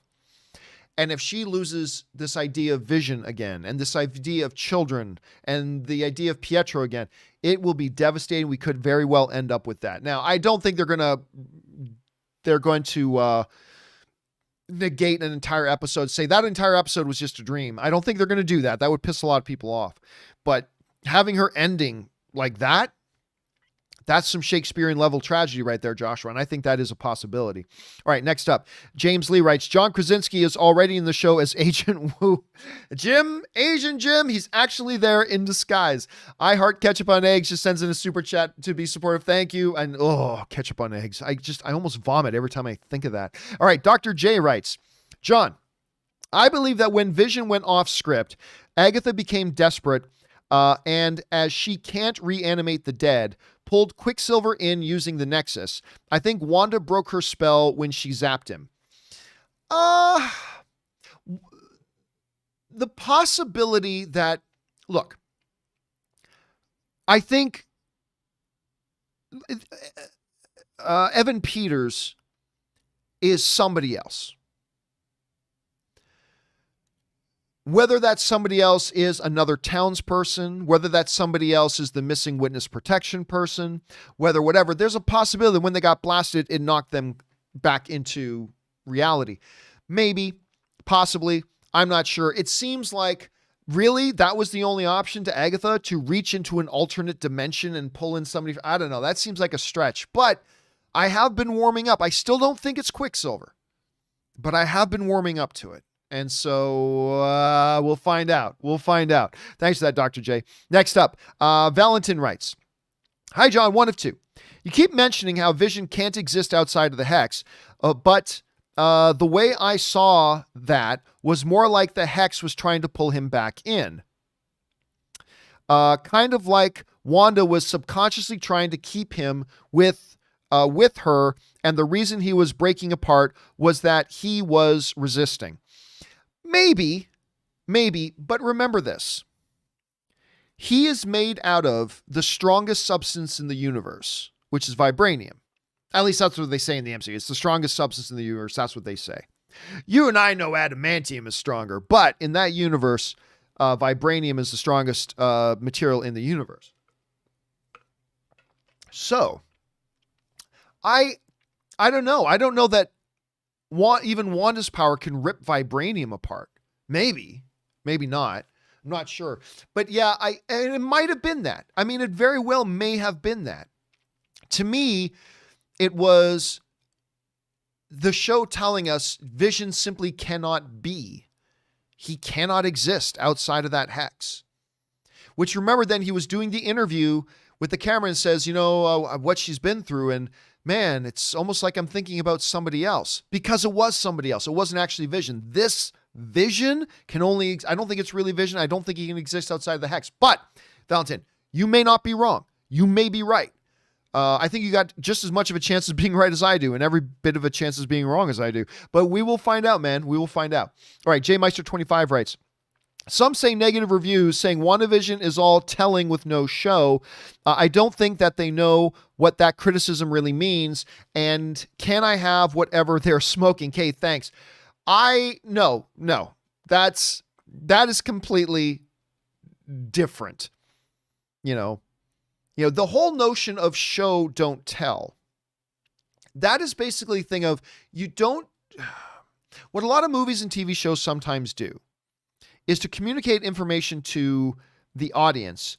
They leave no room for discovery for the audience. And so this adage comes out of show don't tell. Really good storytelling is show don't tell. But when you get into something like WandaVision, that is by nature, it is a dialogue-driven show. They are showing us by allowing us to look in on the conversations and things like that happen. They're doing it in a pretty natural way. So I agree with you, Jay Meister. I don't believe this is a tell, don't show situation. I think they're handling it the right way. That's just me. All right. KC McNatt writes, I still can't get Agatha all along out of my head. I mean, it's there, man. It's stuck. It's like they made it damn catchy. By the way, did you guys see that video on YouTube of that dude who did a remix of that Agatha All Along song? And he gave it this beat. Like it's the song from the show, but he gave it this beat. It's really good. I don't know if you guys have seen it or not, but if you're not, you should look it up on YouTube, because if you think Agatha All Along is stuck in your head now, wait until after you watch that, man. Wait until after you watch that. All right. Trip Mac writes, John, I rewatched all of the trailers and noticed they only use footage we've already seen in episodes 1 through 7. These last 2 episodes are going to be big. Can't wait to film my review. Here's the one catch of that, though, is that I do believe we've seen a clip that we have not seen in the show yet, which is Vision saying, I think Wanda says something like, this is our home, and Vision says, let's fight for it. I believe that has not been in the show yet. So at least, at the very minimum, that is still to come. I believe. So there's that. All right. Next up, Anthony MR writes, 1 of 2. Setting my expectations very low. Going to rule out Nightmare Mephisto. I think Bettany and Olsen hyped us up and we all fell for it. It's just Agatha. Hex Vision is going to die. Sword will reacquire his body and rebuild him. He will be void of emotion with new memories and break Wanda's heart further. Hashtag White Vision is coming. I mean, actually, me and Rob were talking about that off camera the other day. We were kind of talking about White Vision and whether or not that's something that could come into play. Maybe. I don't know if they know. I don't think Sword knows how to give pure sentience to a machine. Like I said, if Shuri couldn't figure out quickly, and Shuri is the smartest person in the MCU, I don't know if Sword could have. Then again, Sword has had 5 years to kind of tinker with it and everything. So that's possible. That's possible. I'm not willing. Listen, I still don't think Nightmare and Mephisto are it, but I've been growing onto it, and I'm not willing to rule it out. I'm glad you're being willing to put your foot down, Anthony, but I'm personally not willing to rule it out yet. So I think we'll find out a lot more tonight. I do think we're still going to get a big reveal. I do. Bob's Constructor Official just sends in a chat that says, it's game day. Damn right, man. We are now 8 hours away. 8 hours, ladies and gentlemen, from the second to last episode of WandaVision, tonight at midnight Pacific Standard Time, 8 hours away. I know that the countdown is on. Are you guys tailgating watching this? You got the barbecue out? You got some adult beverages there going? I hope you do. Andy Newton writes, Hey, John, did you see the meme? It was Palpatine all along, and I killed Windu 2. I did not, but I'll tell you what. Can you email me at john@thejohncampeashow.com? That's john@thejohncampeashow.com. If you find that meme, if you could send that to me, I would very much like to see that, Andy. Thanks for putting it on my radar. Ismail Montoya writes, my theory, Agatha eats kids. Wanda finds out and battles her, plus another villain. Battle destroys the Hex, killing Vision. Agatha escapes to another reality, and Scarlet Witch goes after her. I mean, listen, one of the big questions, of course, Ismail, coming out of the last episode is, where are the kids? Where are the kids? Some people think, one of them is the Fly that's on the curtains. Some people think the Fly is Mephisto, because we've seen that before. Maybe they're locked away somewhere. Maybe they just vanished. Maybe Agatha ate them. I mean, that's what witches do, right? If you go back to the Hansel and Gretel stuff, don't witches eat children? Maybe they do. You might be onto something, Ismail. All right, next up. Mike Malkowitz writes, John, I figured it out. Look no further. The book is the Necromonicon. Somebody brought that up last week as well. And the cameo is Bruce Campbell as Ash from the Evil Dead series. I mean, listen. With the Nexus of all realities being in play, and remember, Sam Raimi, director of Evil Dead, who directed Bruce Campbell, Sam Raimi's directing Doctor Strange too. I am not saying that this book is the Necromonicon, and I am not saying that Bruce Campbell is going to show up. I'm simply saying, of course, it's within the realm of possibility. We'll see. All right, Andy Newton writes, also, we all know Pietro is actually Scarf Guy, right? Scarf Guy is a reference to the dude in Wonder Woman 84 that Steve Trevor took over his body. Man, if that's the case, that dude is just getting screwed over left, right, and center. No pun intended. I just realized what I said.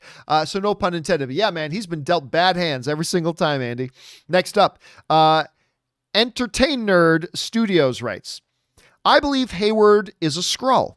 Makes sense that a Skrull is running Sword, and the connection is that has with Fury. That's true. And one more thing, Quentin Beck wasn't lying about the multiverse. I think he was lying.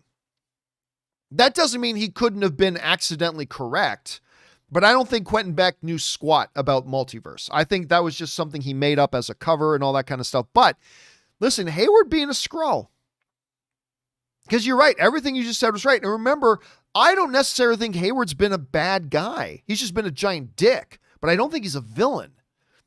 I mean, maybe he is, and we might find that out, but I think he's just been a dick. And if it turns out, as I crack open another Zevia here, sponsor me, you cheap sons of bitches. Zevia Cola. Cheap assholes who will not sponsor me despite all the free promotion. I love you, Zevia. I love you. Anyway, that does connect some dots. I like it. Entertain. I like the theory. I like it. It's a good one. Mike Malkowitz writes, but seriously, John, do you think it's likely we will see Bruce Campbell cameo in Doctor Strange 2 since it's being directed by Sam Raimi? Since he did cameo in the Sam Raimi Spider-Man films. Oh, yes. Oh, no. I'll give you 100% on that. Bruce Campbell will cameo. I have zero doubt about that. Now, whether he cameos as Ash, well, that's another thing. That's a totally different thing.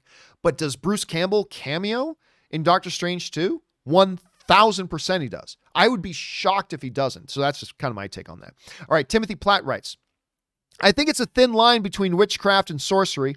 I think Agatha is using Wanda to hide her presence from Baron Mordo. No, listen, that is a theory that came up last week, and that is totally feasible. When you understand that this story of WandaVision is going to be connected in Doctor Strange 2, we know Baron Mordo is going to be a part of Doctor Strange 2. We know at the end of Doctor Strange 1, Baron Mordo's like, too many sorcerers, and he's going out to kill sorcerers. There is, however small the chance, there is a possibility that a part of this equation is Agatha simply trying to hide from Baron Mordo. I'm not saying it's likely. I'm not saying that's what's going to happen, but yeah, I think that's a possibility, Timothy. All right.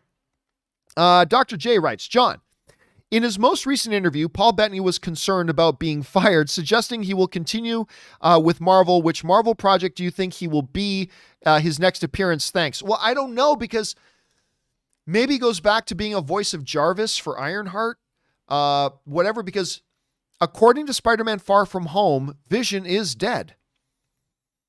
And Spider-Man Far From Home takes place 7 months after the events of WandaVision. So I don't know. I think maybe him saying, I want to continue on working with Marvel. That might be a misdirect in and of itself, because I don't think we're going to see Paul Bettany again. I could be really wrong about that. I hope I'm wrong about that. I love Paul Bettany, but I got a feeling we may not see him again. All right, guys, listen. I'm going to take a quick break here.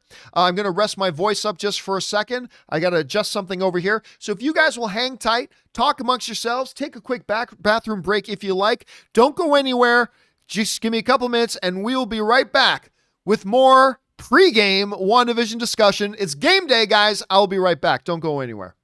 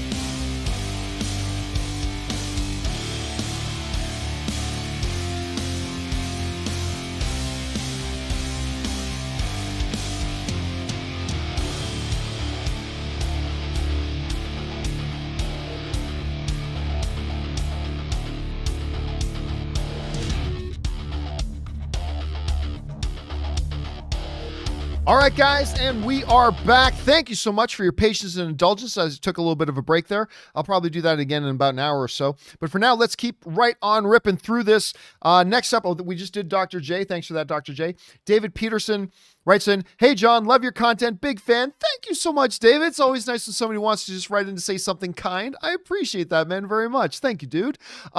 Lee Milmy KH2 writes, "Hey, John, I watch as many episodes as I can and have been around for a few years. Just wanted to show my appreciation for all the... Oh, dude, you guys are just making me feel good today. Thank you, Lameli KH2. Thank you very much. I appreciate that. Next up, Drew L. Ray writes, hola, John. I literally watch you every day. Thank you. Can't wait for WandaVision tonight. Keep up the great show. Hey, listen, this is one of the cool things. When you get a show... You know, whether it's a movie or a TV show, but particularly when it's a week-by-week show like WandaVision, like when the same thing happened like with Mandalorian, right? It's just something really cool about the fact that you know that tonight or tomorrow, depending on where you're watching this, when you go to get in front of the TV, you're doing it together with like millions of other fans. Like there's something cool about knowing when I sit down to watch WandaVision tonight at midnight and I turn it on, I know that at that exact same moment, like thousands of you guys as well it's almost like we're all doing it together. It's almost like we're all sitting down together and putting it on and watching it. There's something special about knowing that when that joke hits and I'm laughing, at that exact same moment, thousands of you guys too are out there laughing along at the same time. And there's just something really cool about that as a community. I don't know. Maybe I'm over romanticizing it a bit, Drew, but I kind of like thinking of it that way. Thanks for that. All right. Eli writes, "Hey, John, big fan. Thank you so much. What if the book Agatha has in possession is Word of God?" Now, that was brought up before too. That was also brought up before. I don't think it is. I think that's a little bit, as Rob said about it, that's a little outside of the scope of where we're going with this. I think it is simply, I don't think it's the Necromonicon. I don't think it's the Darkhold. What I think is that it is another book, some kind of book taken from the library of Doctor Strange. And it's going to be a little bit more obscure. I don't think it's going to be something that we know well or whatever. I think it's going to be more obscure. Again, I don't know that, But you're not the only person to suggest that, Eli. Others think that too. And so you never know. We'll see where they go. Arn writes, I think the engineer might be this John Campea. I am the engineer. I can build this thing. You never know. I'm not going to spoil anything. Leo Liang just sends in a super chat. Thank you, Leo. I heart ketchup on eggs writes, the engineers of the Olsen twins as Michelle Tanner. Man, I knew I heard them say that the Olsen twins were not going to appear, but I thought not having them appear as kind of themselves was a bit of a mistake. I thought that was a missed opportunity. Parker writes, which of the WandaVision intro credit scenes, the one that show a family photo at the end, has been your favorite so far? I think it was the second one, like when it's still black and white. There was kind of like where it was kind of the Bewitched opening where she's flying around, then you see all the other Westview people too kind of staying around. I think that one was my favorite so far. We'll see. I don't think there's going to be one tonight, by the way. I think we are done with the sitcoms. I think the Modern Family one was the final one. And now we're going to get flashback scene and then finale. I honestly don't think we're going to get any more sitcom stuff. Although I could be totally wrong about that. All right. Josie Reviews writes, do you think it was Captain Marvel's idea to ground Monica in case something happened to her mom? No, because it sounded like that was a company policy. It doesn't sound like Monica was targeted for that. It sounded like it was targeted that if anybody comes back from the snap, like if whatever happens and they come back, that this is how we're going to have to handle it. They're going to have to be grounded for first and blah, blah, blah. So I don't know that it was exactly targeted just at Monica. So I'm going to guess no, but you might be onto something, and maybe Monica knows that, and that's why she's pissed at Captain Marvel. Maybe. Ryan Towell writes, we will get an Agnes Salem scene and her masquerading as Wanda's psychiatrist who psychologically has her create the hex, and we see Wanda to get visions. I don't know. You got to remember, Wanda has only been back for she was only back for a little over a week when she broke into Sword to get Vision's remains. Right? Remember, she's been gone for 5 years. She was literally back only for about a week and a half when she broke in and got the stuff. And about 9 or 10 days later, boom, there she is creating those. So I don't know that she had enough time to come out of the hex, find a psychologist, develop trust. I don't know, but I've heard crazier theories, Ryan. You never know. Crazier things. Mr. Dr. Sizemore writes, hey, John, what are the chances Herb is really Adam Brashear? Unlikely. Now, Adam Brashear, of course, known as Blue Marvel, could play a part in this. I mean, he could be the engineer. In the comics, Adam Brashear is an engineer. Granted, an electrical engineer, but they can change that part of him. In the comics, he actually dated Monica Rambeau. So that, but I don't see Herb as that. He might be the engineer, but I don't think it's Herb. All right. Ryan also writes, part 2 of 2. Corpse, but doesn't leave with it. And mention how Tony isn't only one people lost. Vision's corpse, but doesn't leave with it. And mention how Tony isn't only one people lost and Nightmare gets name drop by the end of the episode. Okay, we see Wanda get Vision's corpse, but doesn't leave with it. Okay, so you're saying she breaks in and doesn't leave with it. Somebody else was suggesting that a little bit earlier too. And mention how Tony isn't only one people.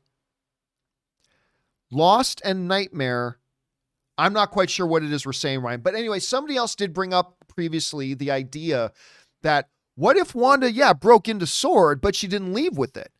What if she broke in, saw Vision utterly destroyed in 1,000 pieces, realized there's no fixing him, and then in her grief goes off and creates a new Vision? Maybe, but then how and why is Hayward tracking that Vision? I think that is the remnants of Vision's body, but you're not the only one thinking it, Ryan, so you could be onto something there. All right, Timothy Platt writes, the way you felt about It's All Wanda is kind of how I feel about Agatha all along.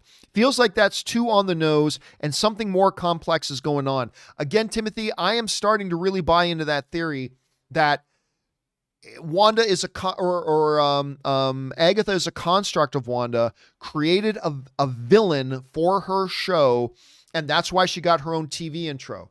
It was Agatha, just like when, yeah, you're right, when Monica wakes up and says, it's all Wanda, then clearly it's not all Wanda. Now they're saying it's Agatha all along. We'll see. We'll see, Timothy. We'll see. I think I agree with you on that. All right. Z Benally writes, chances Liz Olsen and Paul get nominated for awards? Impossible to say. It's impossible to say. Because you can't just do good. You have to do so well that it is better than anybody else that year. And who knows? Like, there's probably going to be a lot of people that get... Oh, but listen, I also wouldn't bet against it. They're doing great, but doing great isn't good enough. You have to do great and hope that 5 other people don't do even better. That's the tough thing about Oscars and Emmys, is that you can't just give the best performance of your life. You have to give your best performance of your life and then hope that somebody else didn't happen. Because I'll tell you right now, what was he was nominated for? I think it was Good Morning Vietnam. Yeah. Robin Williams gave an Oscar-winning worthy performance in Good Morning Vietnam. But he didn't get an Oscar because Michael Douglas, it just happened that was the same year that Michael Douglas got nominated playing Gordon Gekko in Wall Street. Greed is good. Greed works. If it hadn't been for that, Robin Williams would have had an Academy Award that night. But it's not enough that Robin Williams gave the best performance of his life at that time. You had to hope that somebody else didn't do a little bit better. And unfortunately for Robin Williams, he happened to be in the same year that Michael Douglas was doing Wall Street. To get an Emmy nomination isn't good enough that Elizabeth Olsen and Paul Bettany do great. They got to hope other people don't do better. So I wouldn't bet against it, but it's really hard to call at this point. All right. Reginald Nakier writes, do you think the kids got turned into the rabbit and the fly since the fly was green and the bunny is caged up? The problem was the bunny was already there. The bunny was already there. So that's the one thing. The fly could be one of them. I mean, Mephisto has manifested as this hideous fly before, so maybe that was Mephisto. I don't know. I guess right now anything's possible, but the fact that the bunny was already there is kind of a problem. It's a little bit problematic. All right, next up, Sam Wright writes, what if, previously on WandaVision, is in Agatha's voice? Is she in control of Wanda and the Hex now? If tonight's episode starts with Agatha's voice going, previously on WandaVision, it's so on the nose, I think it would be a misdirect. But I don't know, maybe that would be another signification that she is in fact in control. I hadn't even thought of it, Sam. I haven't thought of it. Now, if we hear Agatha's voice doing the previously on WandaVision thing, I'll kind of freak out a little bit. All right, Ryan writes, tried to send my messages as fast as possible. Sorry, John. And that's just my predictions. But I also heard we get Sweet Dreams moment and finale, but new song. I mean, anybody who's saying what happens is probably, they don't know it. Nobody knows what's going to happen. So wherever you heard that from, I would probably ignore it.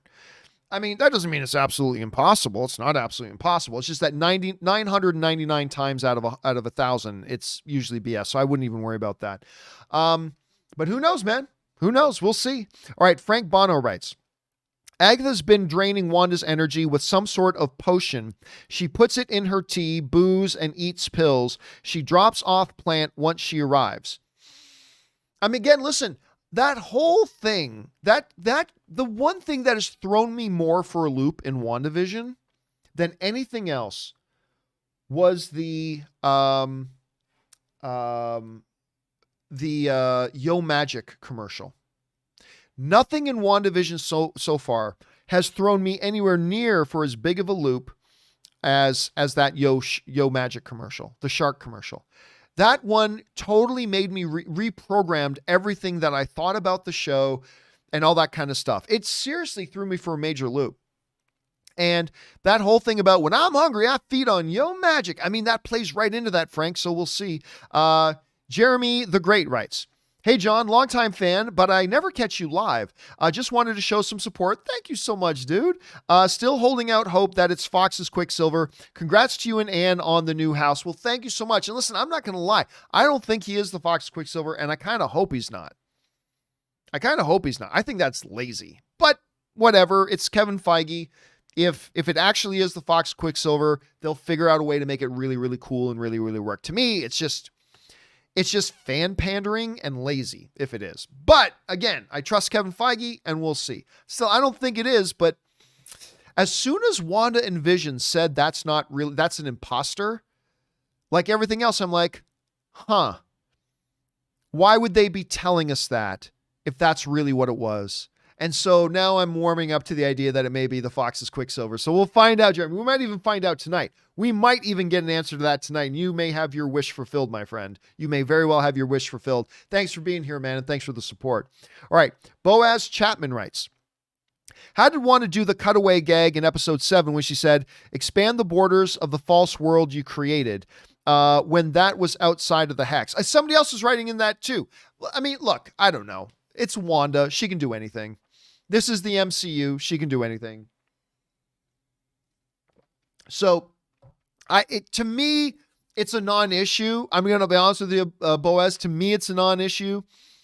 But you're not the only one who paid attention to that and noticed it. And if you guys did, then that maybe means other people did too. And if a number of you guys noticed that, maybe there's something to it. I gave it no thought. I'll be honest with you. I gave it absolutely no thought. But it could be something really significant. Don't know. All right, next up. Nathan Byron writes, game day. You mentioned that the engineer may be Mysterio last week. Yeah, Quentin Beck. He claimed to Fury that he was from another dimension. Yes, but he wasn't. That plan could never work if he worked closely with Sword and Monica in the past. Well, here's the thing, though. This is the thing. When you really look at Spider-Man Far From Home, his plan never could have worked in the first place anyway. He was a relatively higher-ranking person at Stark Industries. On public record. Anybody should have been able to see his face and go, let's do a database search. Turns out that a guy who looks just like him happened to used to work for Tony Stark and was unceremoniously fired from his job. No red flags there. That is something that I think that show, that was a big plot hole for me with Spider-Man Far From Home. But they just decided to say, let's just gloss over that. And if they glossed over that, then there's really no reason they couldn't just continue that gloss over for that part in this thing as well, too. Because, yeah, again, we'll just see. We'll just see. All right, next up. Andrew Charleston writes, hey, John. Long time, first time. Thank you so much for that, Andrew. Just rewatched Spider-Man Far From Home. Questions. Why does everyone buy into the multiverse? Missing Avengers. I feel WandaVision will answer it. I think, again, you just have to go back to Endgame. With the events of Endgame, the multiverse becomes a possibility. There are now multiple realities going on all at the same time. And that is something that was kind of introduced back in Endgame. Now, as far as missing Avengers, I don't know. Somebody pointed out a line to me from Far From Home that I had totally forgotten about, which was at the end, Talos talking to Nick Fury saying, people are asking me about where the Avengers are, and I don't know what to tell them. And I had totally forgotten about that line. I had totally forgotten about it.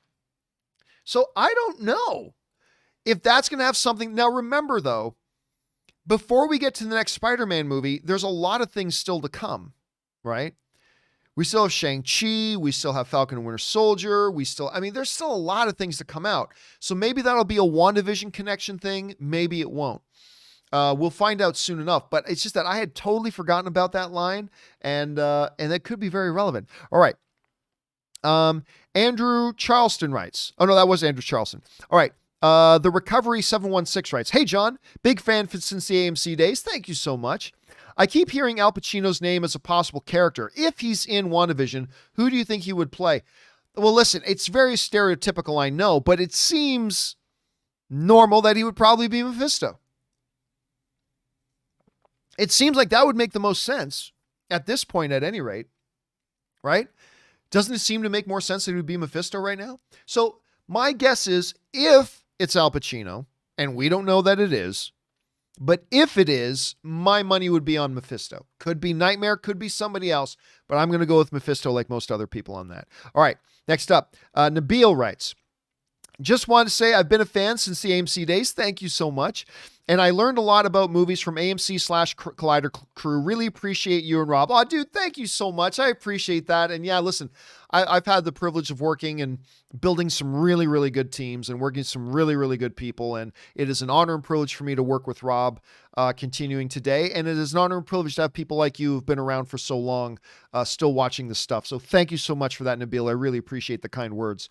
All right, next up, Nightwolf18 writes, hey, John. I think Monica had her powers before the Hex. I suspect that as well. She had too much control over her powers and she wasn't shocked. Yeah, I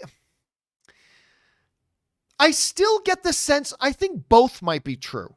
I think maybe she had her powers already, but she's just now realizing them. So I think they both might be true, but I'm with you, Nightwolf. I am suspecting it's not going in and out of the Hex that gave her powers. Because if that's the case, they can just make 1,000 superheroes right now by going in and out of the Hex. I suspect there was something about her from before. Maybe from her connection with the Skrulls or Captain Marvel. Don't know, but I only suspect you might be right. Ben Rayner writes, I'm holding on to that. Evan is a mashup of a new Quicksilver, not MCU, and not Fox, but one we could see in more stuff. Over under 20%, that's the case. I still think it's unlikely, but not horribly unlikely. So even though I don't think it's likely, I will take the over 20% on that, Ben. I will take the over 25% or 20%. Not much over. Like maybe like 25, 26, 27%. So still kind of unlikely, but I think there's enough to it that over 20% is the good draw to take on that. Thanks, Ben. Next up, Devon A. writes, Agatha's theme song was simply a vision that she gave to Wanda and us to quickly bring us up to speed on what she had been doing and stayed in TV theme. Well, yes. I mean, that was something she was showing Wanda, but there's a reason that we got to see it. Yeah, she was showing Wanda that, but there's a lot that goes on in Wanda's mind that we don't get to see. Why did we, as the audience, get to see that? I'm just saying, like what you're saying is absolutely true, Devon. What you're saying is absolutely true. But I don't think that precludes anything. So I think you are right, but it doesn't discount the idea of what the other theory is being right too. I think it's a both and situation. Again, I'm not convinced of that, but I think it's not an either or. I think it could be a both and. All right, next up, Dragon 10 writes, get John's Hulk character a taxi to Westview. I'm telling you, I can neither confirm it or deny. I might be the big cameo. Maybe I am the big cameo in WandaVision. Obviously, I'm not. But Jason Ritchie writes, early in WandaVision, I figured out all the twists and turns that would happen. Now, going into episode 8, all but one of my predictions have been confirmed to be wrong. Just waiting on the last one to fall. There you go. I mean, that's it. Now going in episode 8, all but one of my predictions have been confirmed to be wrong. Just waiting. Hey, listen, that's most people, Jason. That's most people, right? I mean, look, all of us, when shows like this, we all make predictions and we're all going to find out some of our predictions are right and probably more of them than not are wrong. I have had some of my predictions be verified. I've had a couple of my predictions be torn to shreds. Like I thought Agatha, there was too much there to suggest she wasn't Agatha. One, it was too much evidence on the nose, like the brooch, the name, the witch costume. It's too on the nose. It's not Agatha. Plus, she seemed to be scared of Wanda differently. So my theory that Agnes is not Agatha Harkness. Well, look at that. It turns out she is. Whether she's a fake one or not, she's Agatha Harkness. And so we all have these theories that get blown up in our faces, but that's the fun of it. If we could easily predict them, it wouldn't be fun. If it was easy, it wouldn't be fun. So don't you worry about your things being wrong, Jason, because if everybody's going to tell the truth, most people's theories have all been wrong. If everybody tells the truth, most of you, so don't you feel bad about that. All right, Jacob Tizano writes, pretty sure someone has said this, but episode 2, Dottie says, the devil's in the details. Yes, and Agatha turns to Wanda and says, that's not the only place he is.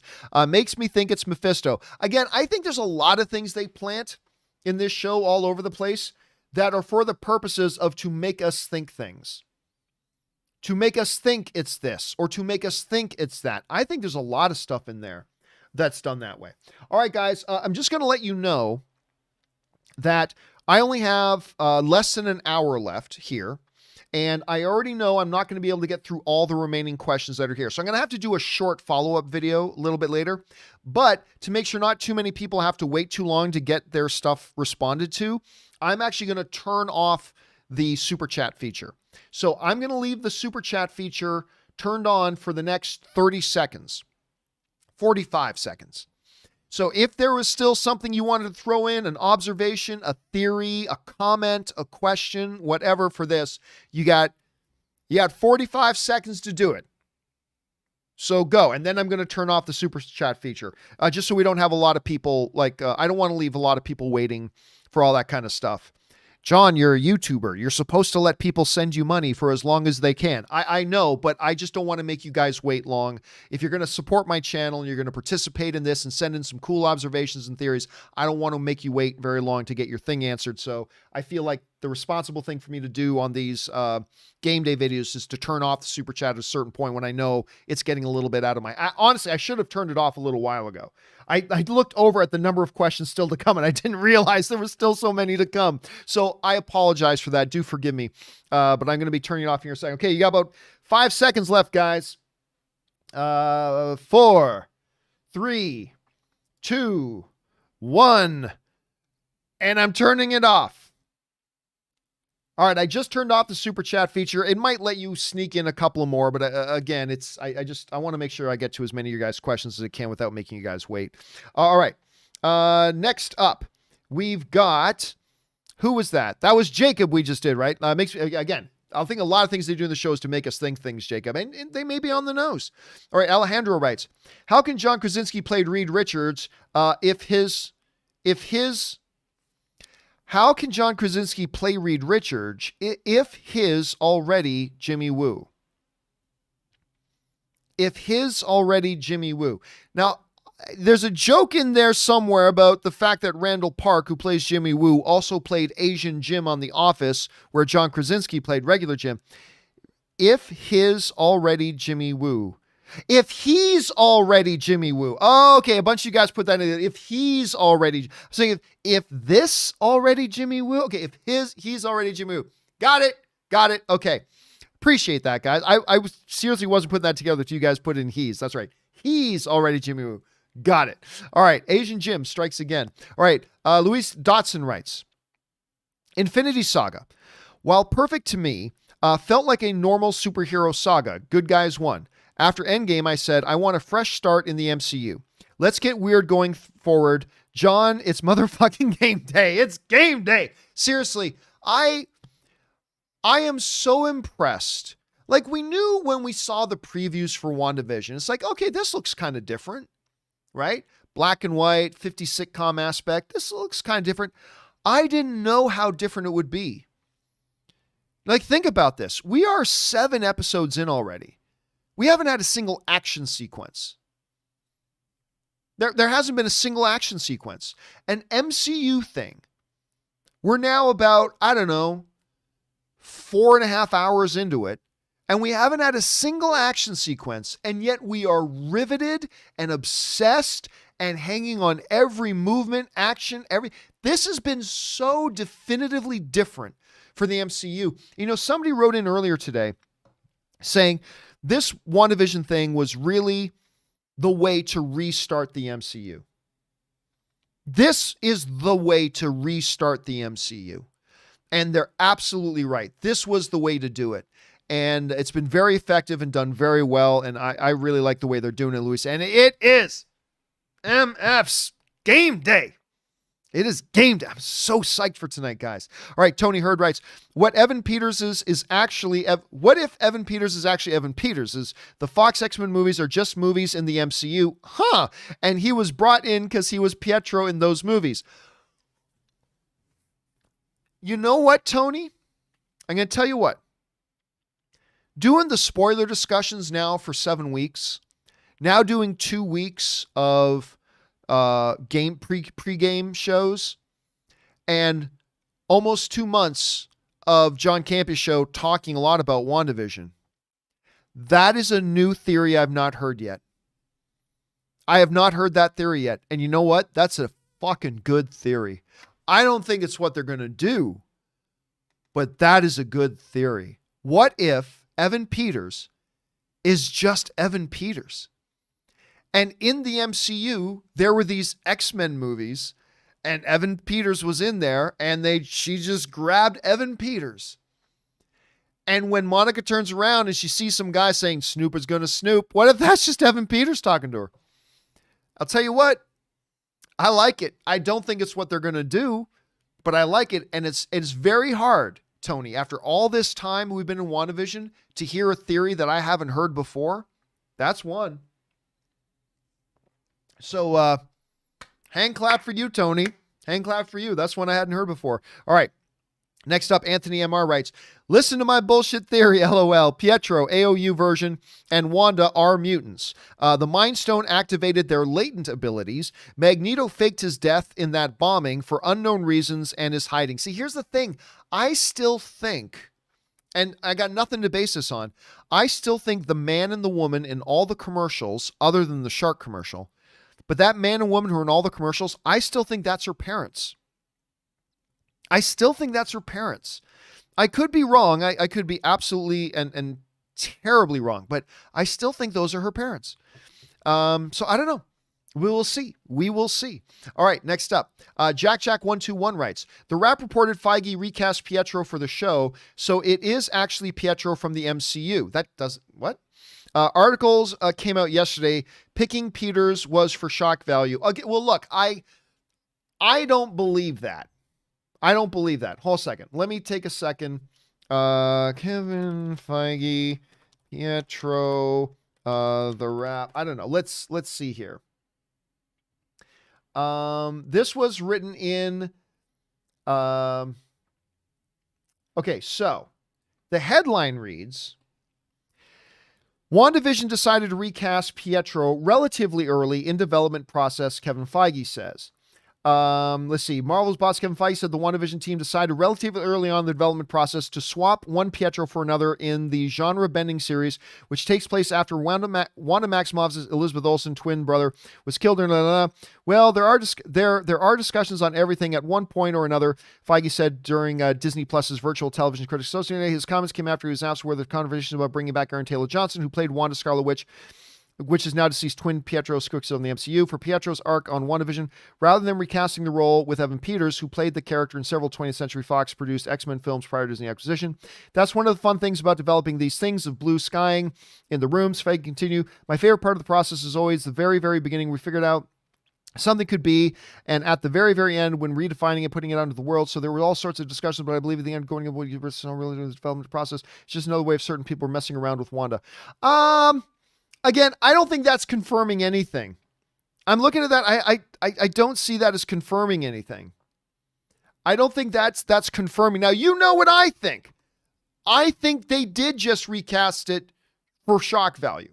I think they did cast Evan Peters just as a big shock thing and as a misdirect, and that's what I think they did. And I think it's brilliant.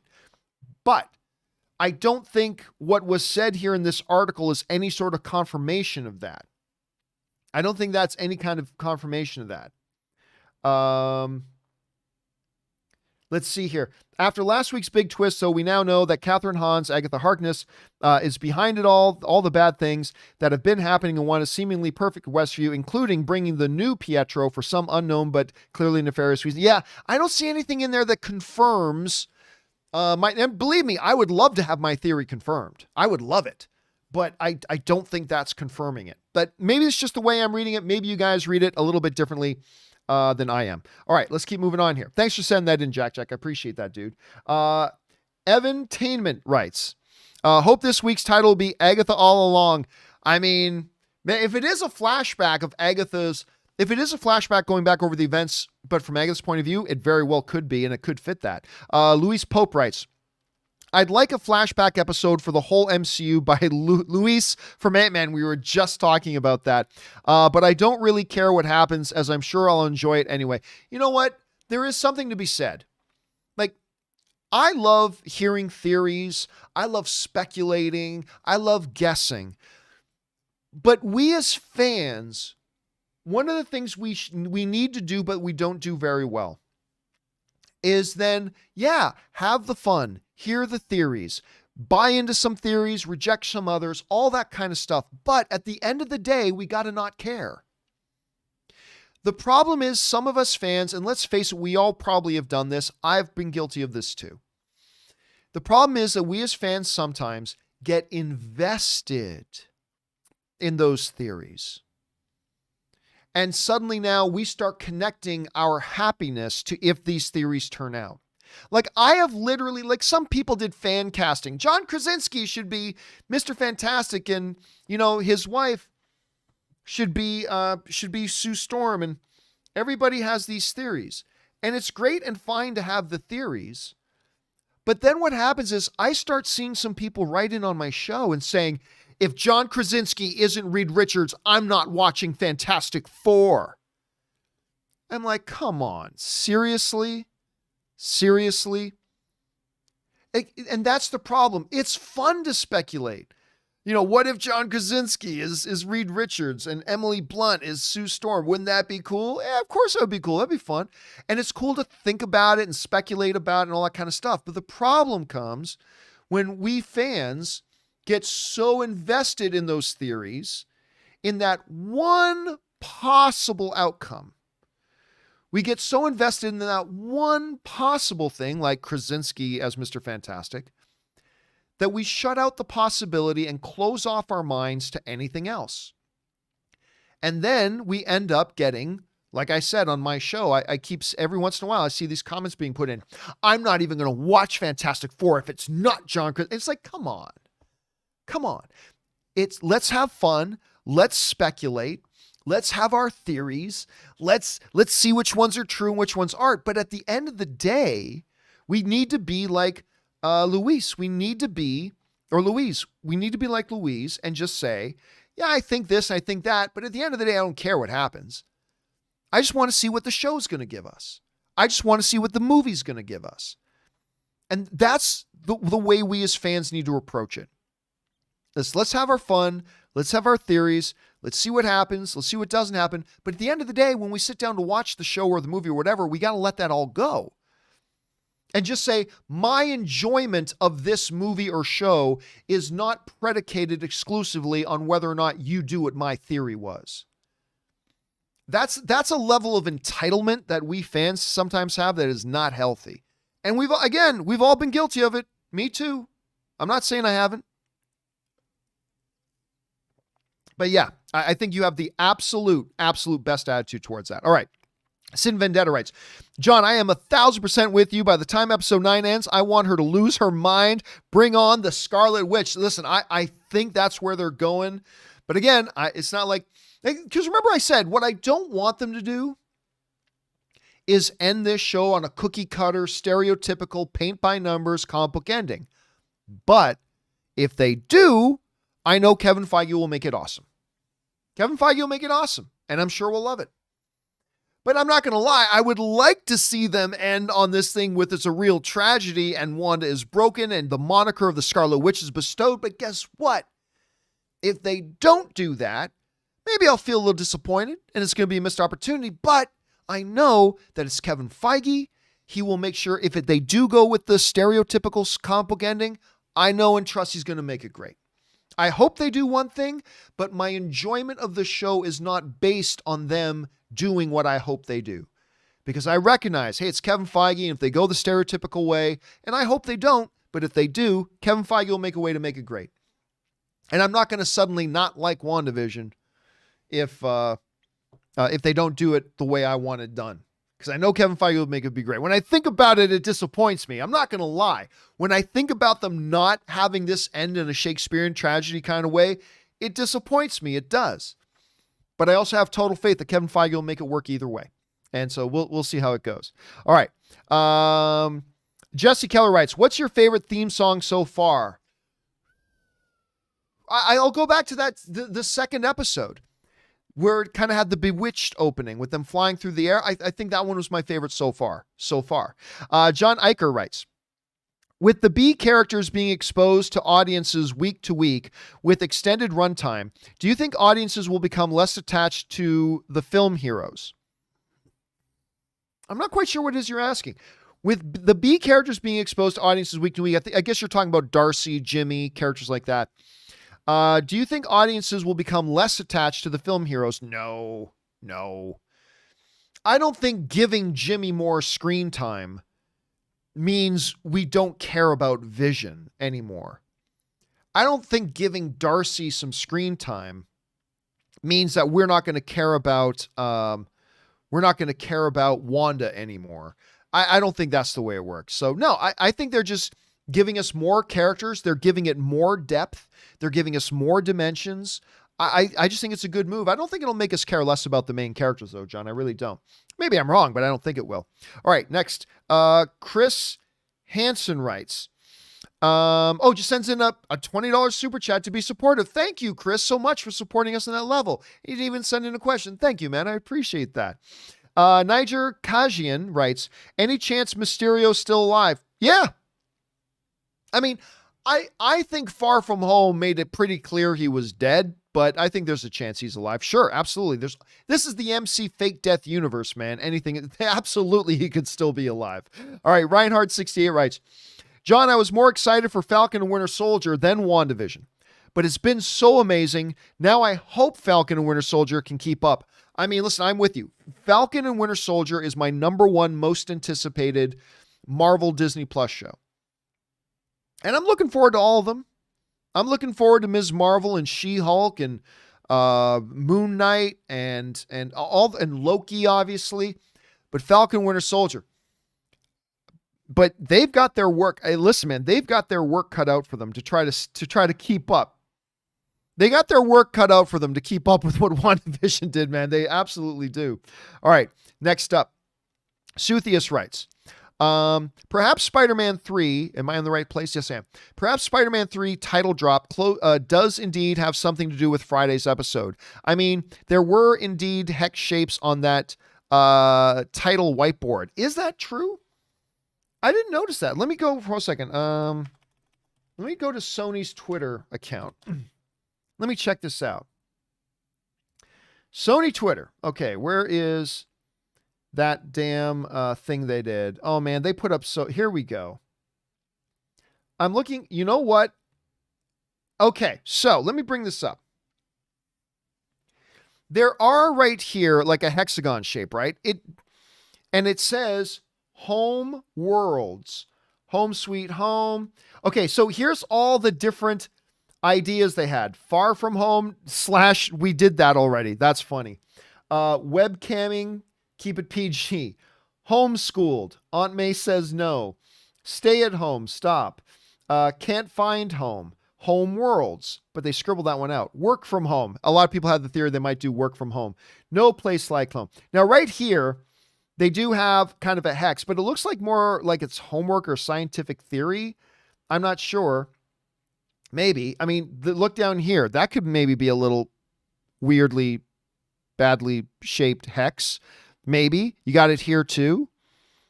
But again, maybe that's just like scientific things. I don't know. It's the flux capacitor. Then we got like a little web shooting here. Spider-Man No Way Home.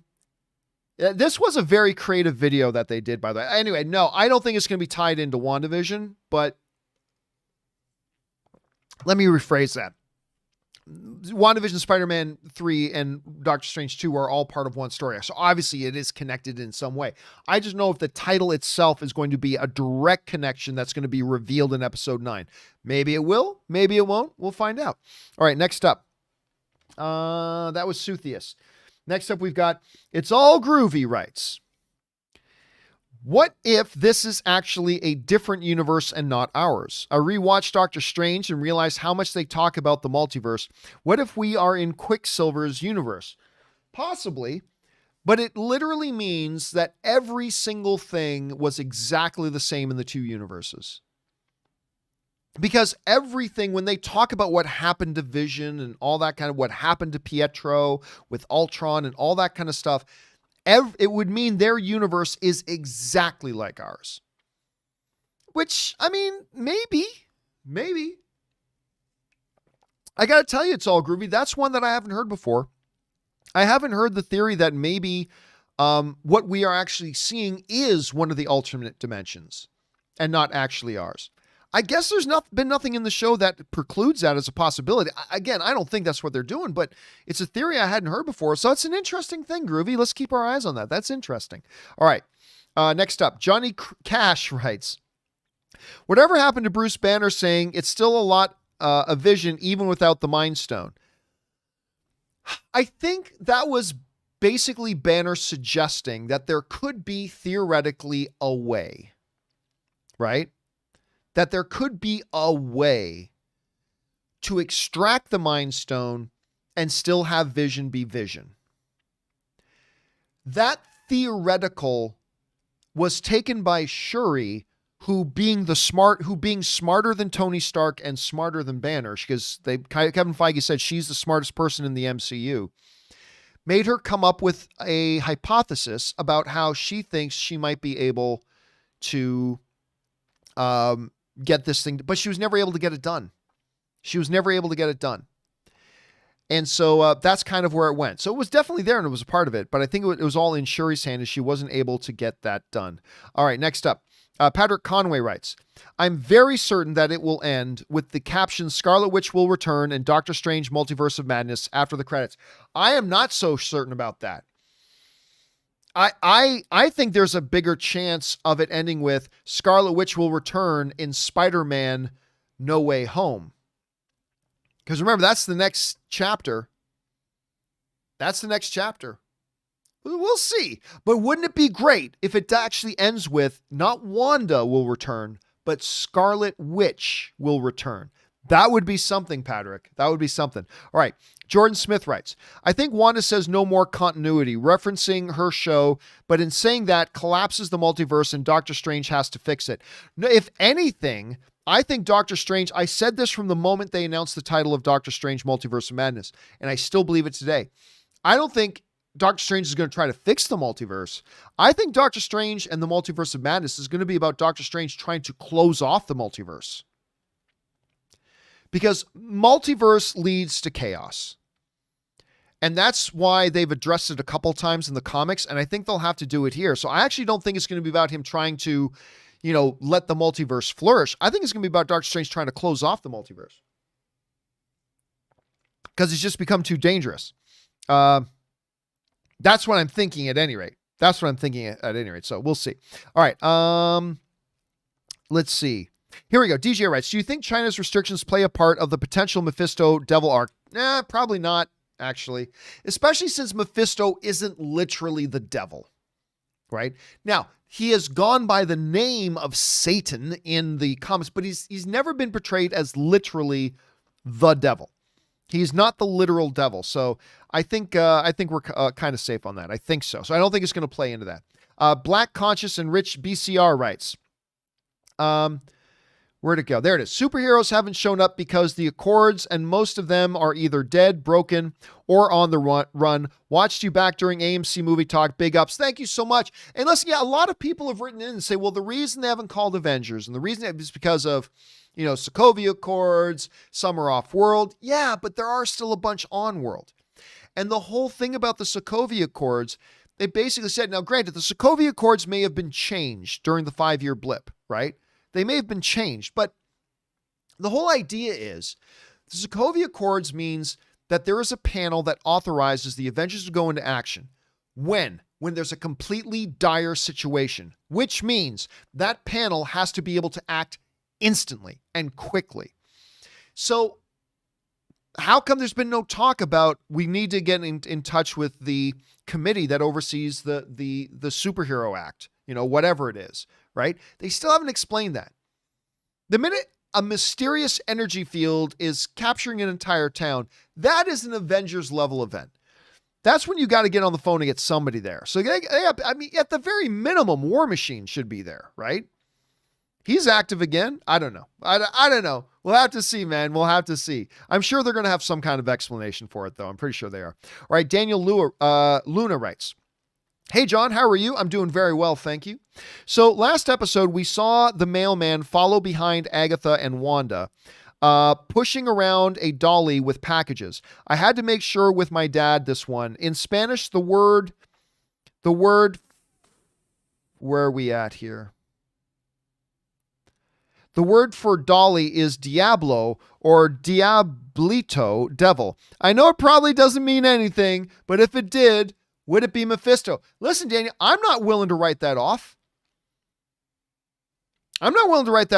Listen, I think there's definitely something up with the mailman. I mean, I'm not necessarily that he's Mephisto, but he could be. He has acted too squirrely. A little too much sketch with him. A little too, I don't know. There's something wrong about it. And so could it be Mephisto? It very well could be. Very well could be. I'm not willing to say that's not a possibility. I think it is. I don't think that's too big of a stretch either. There's something off about this thing, and you could be exactly right about that, Daniel. All right, Chris Hansen writes, and sends in like a $20 super chat. Thank you, Chris, for that support, man. Is it possible to see a Clint Barton cameo? I absolutely think it's not only possible, but maybe even probable. Wanda and Hawkeye have shared some history and some very special moments. Maybe he talks Wanda into putting up a final fight against Agatha with Vision and Monica. Stay rad, John. All right, so no, honestly, look, there is no, other than Vision, there is nobody in the MCU closer to Wanda than Hawkeye. He's the one who brought her into the Avengers. He's the one when she was under house arrest. He's the one that went to rescue her and get her out of Avengers headquarters. At the end of Endgame, when she had to have her heart-to-heart with somebody, it was her and Hawkeye talking. He is the closest friend she has in the MCU. Also, we've got a Hawkeye Disney Plus series coming, just like WandaVision. That's why I think if anybody may cameo at the end, like I'm not talking about the big surprise cameo, but if we're going to get an Avengers cameo, I actually think more likely than Doctor Strange, who is possible. Doctor Strange is possible, but I think it's more likely to be Hawkeye. I mean, that just makes the most sense. If Wanda's in trouble, who will be the first person to be there for her other than Vision, who is dead? I think it's Hawkeye. So yeah, man, I think that's totally a possibility. I really do. All right. Daniel Townsend writes, hi, John. Here's a strange theory I heard. What if WandaVision is happening in an alternate universe? Pietro's Pietro, but from a parallel universe. Again, man, that is something somebody else just brought up. I had never heard that theory, and now I've heard it twice. I've heard it twice in like 5 minutes, and I had never heard it before. So it's possible. I think unlikely. But at least it's a new theory, and you never know. But wouldn't that kind of be akin to it was all a dream, to find out all this was just happening in a different universe? Wouldn't that be just like saying this, it was all a dream in a way? I don't know, but it's theoretically possible, man. Brad Preston writes, over under 25%. The episode begins as an episode of Agatha All Along before morphing into a regular episode. Again, I'm not against the idea that this episode could be retelling the events of WandaVision from the perspective of Agatha. I'm not against that. So I will go not high, like not over 50%, but I'll take over 25%. All right. 27 Poker writes, I like that name. Just kind of a poker guy. Hey, John, I just wanted to say before anybody else, if Wanda is responsible for the creation / introduction of mutants, I'm calling them Hexmen. Man, I'll tell you what, I do not like the idea that Wanda causes mutants. That goes against everything about what mutants are supposed to be in the Marvel world, right?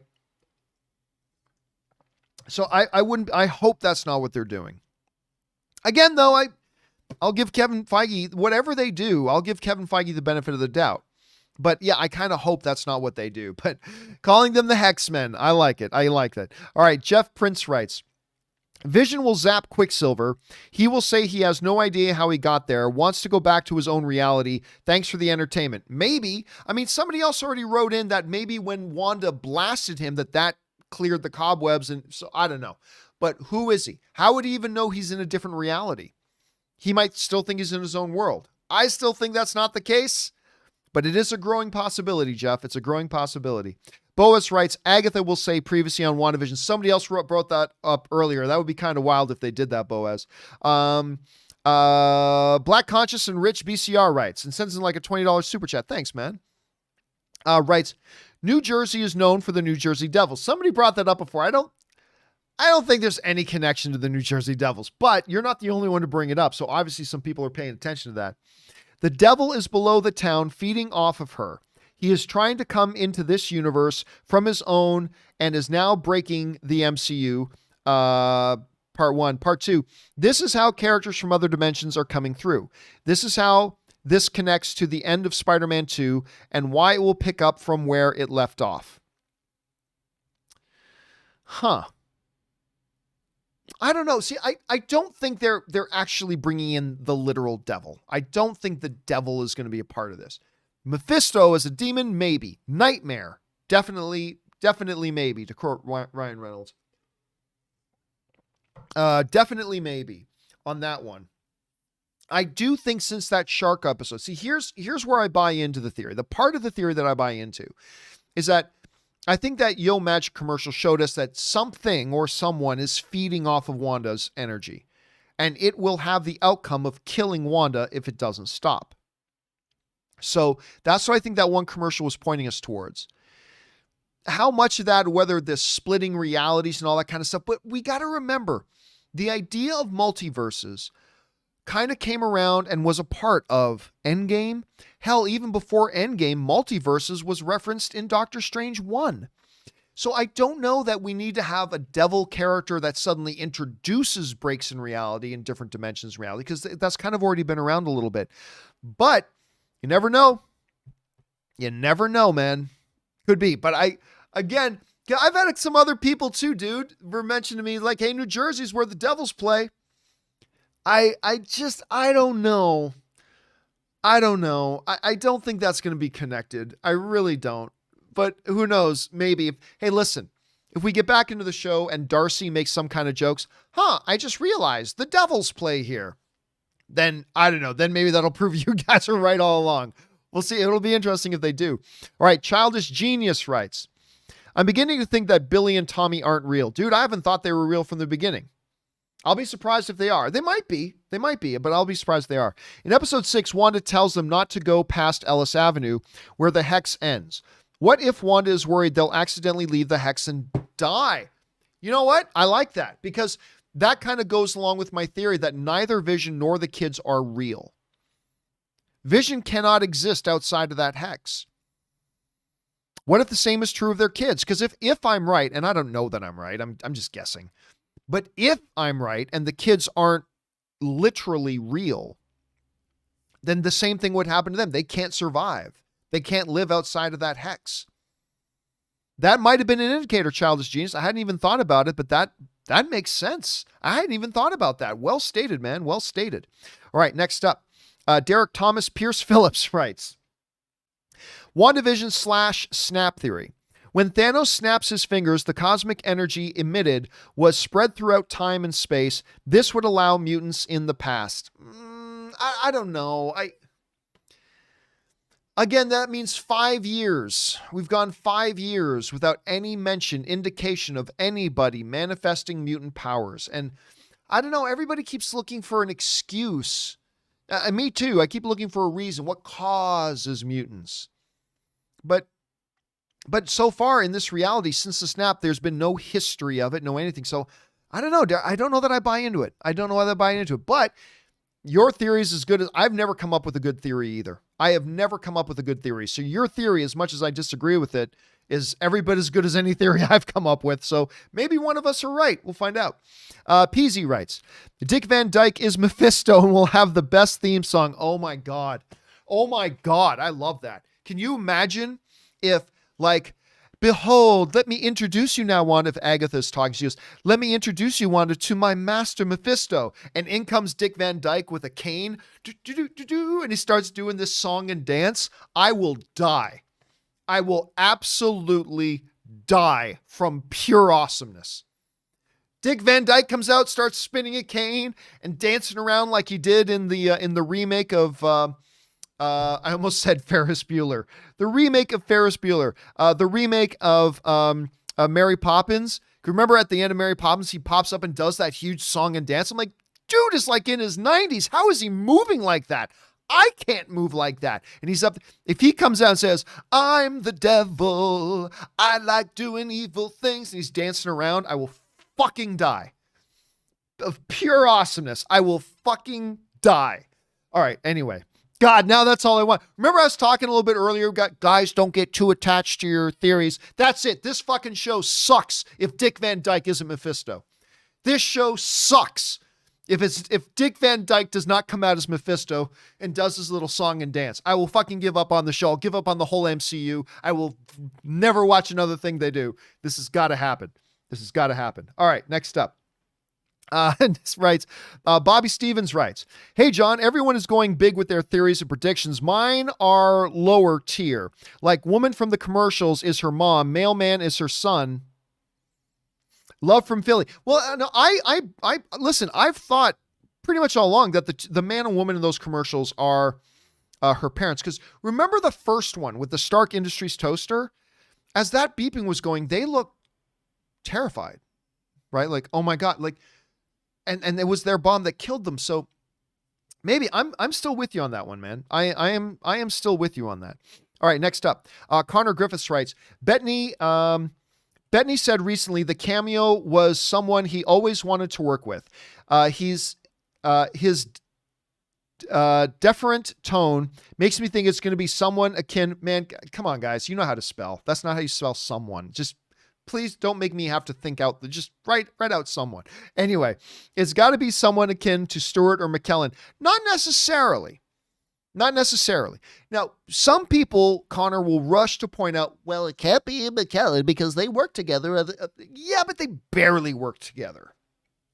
They barely work together on that. So it could be McKellen. It could be some. Listen, Al Pacino, right? Al Pacino would still fit into that as well. Maybe. So it could be Al Pacino as well. Like it could be a Keanu Reeves. I mean, Keanu Reeves is one of the hottest stars in the world the last couple of years. Ever since John Wick came out, Keanu Reeves is one of the hottest stars in the world. Or it's Dick Van Dyke. Confirmed. It's Dick Van Dyke. I'm the devil. I'm telling you, this show sucks if it's not that. All right. So we'll see, Connor. We'll see. All right. Kevon Waltson writes, John, I love the show. Thank you so much, man. And you tipped in like $20. Thank you, dude, for supporting the show that level. I think Wanda is going to lose everything and go Dark Phoenix on the MCU. Listen, I think part of the reason why I really love that idea is because it is so different from how MCU stuff generally ends. And that would be so great with the fact that everything about WandaVision so far has been such a different way of doing things than what MCU's done. This whole thing has been totally different from anything that MCU has done before. And so for them to have that kind of an ending of a truly broken, bewildered, disillusioned, distraught, and losing her grip on reality, Wanda, is a terrifying and awesome thought. And again, they don't have to end it that way to make it awesome. I just think it would be really, really cool if they did go that way. We'll see. All right. Timothy Platt writes, you're tearing me apart, Wanda. Oh, hi, Stark. Yeah, throw a little bit of room in there, Timothy. Throw a little bit of the room in there. Oh, God, can you imagine if they pulled something like, what if that was the big cameo, huh? Guy from The Room. There you go. You're welcome, Internet. I just solved the mystery. That's the guy Paul Bettany always wanted to work with. It's the guy from The Room. He's going to be the big cameo. Oh, hi, Mark. Next up, Peter Cunnington writes, what will Wanda be at award show? What will Wanda be at award show? A comedy or drama? It's kind of both. I think that would be under the drama category. I think they would put on, I mean, it certainly is, it's funny, but I think technically speaking, it is a drama. So I think if it gets any Emmy consideration, and I think it's got a chance, man. It's got a chance. I think it's going to be under the drama thing. Listen, there's a lot of comedy in Mandalorian as well, but it was always categorized under the dramatic categories, right? So I think my guess is the same thing would happen with WandaVision. All right, next up. Jay writes, if the reveal is Mephisto, it opens up the Ghost Rider and the Midnight Suns. Well, you don't need Mephisto to open up Ghost Rider. I mean, you can do that almost any way you want. But, I mean, it does give you one logical way of doing it. If it's Reed Richards, Fantastic Four and Galactus, Professor X Mutants, Feige is a master storyteller, and Campea is the king. Well, thank you for that, sir. I appreciate that. But here's the neat thing about it is, we are always, and I do this too, by the way, we're always looking for these connections, right? But the reality is, like, look at the way they brought in Black Panther. He didn't need anything from something else connecting Black Panther to just bring in Black Panther into Civil War. He just brought him in. They didn't need pre-existing characters to set something up. Nope. Just, in Civil War, you know who we're going to have there? T'Challa. We're just going to have him there. We're just going to say, I don't know, part of the UN delegation was also Wakanda. His father, T'Chaka, is going to be there. And that's how we're just going to bring it in.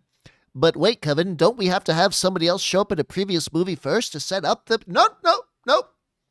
We're just going to bring him in. Just like that. We're just going to bring him in. So I get it. Like, I look for those connections too. I totally do. But the reality is Kevin Feige doesn't need to do that to open up a doorway. He can just bring in any character he wants at any time. That's kind of the cool thing about being him. All right, next up, Mr. Vaju writes, been watching your show since you went solo. Thank you, man. It's good to have you here. Admire your hustle and drive. Your show is the best on YouTube. My first of many donations. Love me some Liz Olsen. Listen, how can you not love Elizabeth Olsen? I know a lot of people have not watched her stuff outside of the MCU. I get that.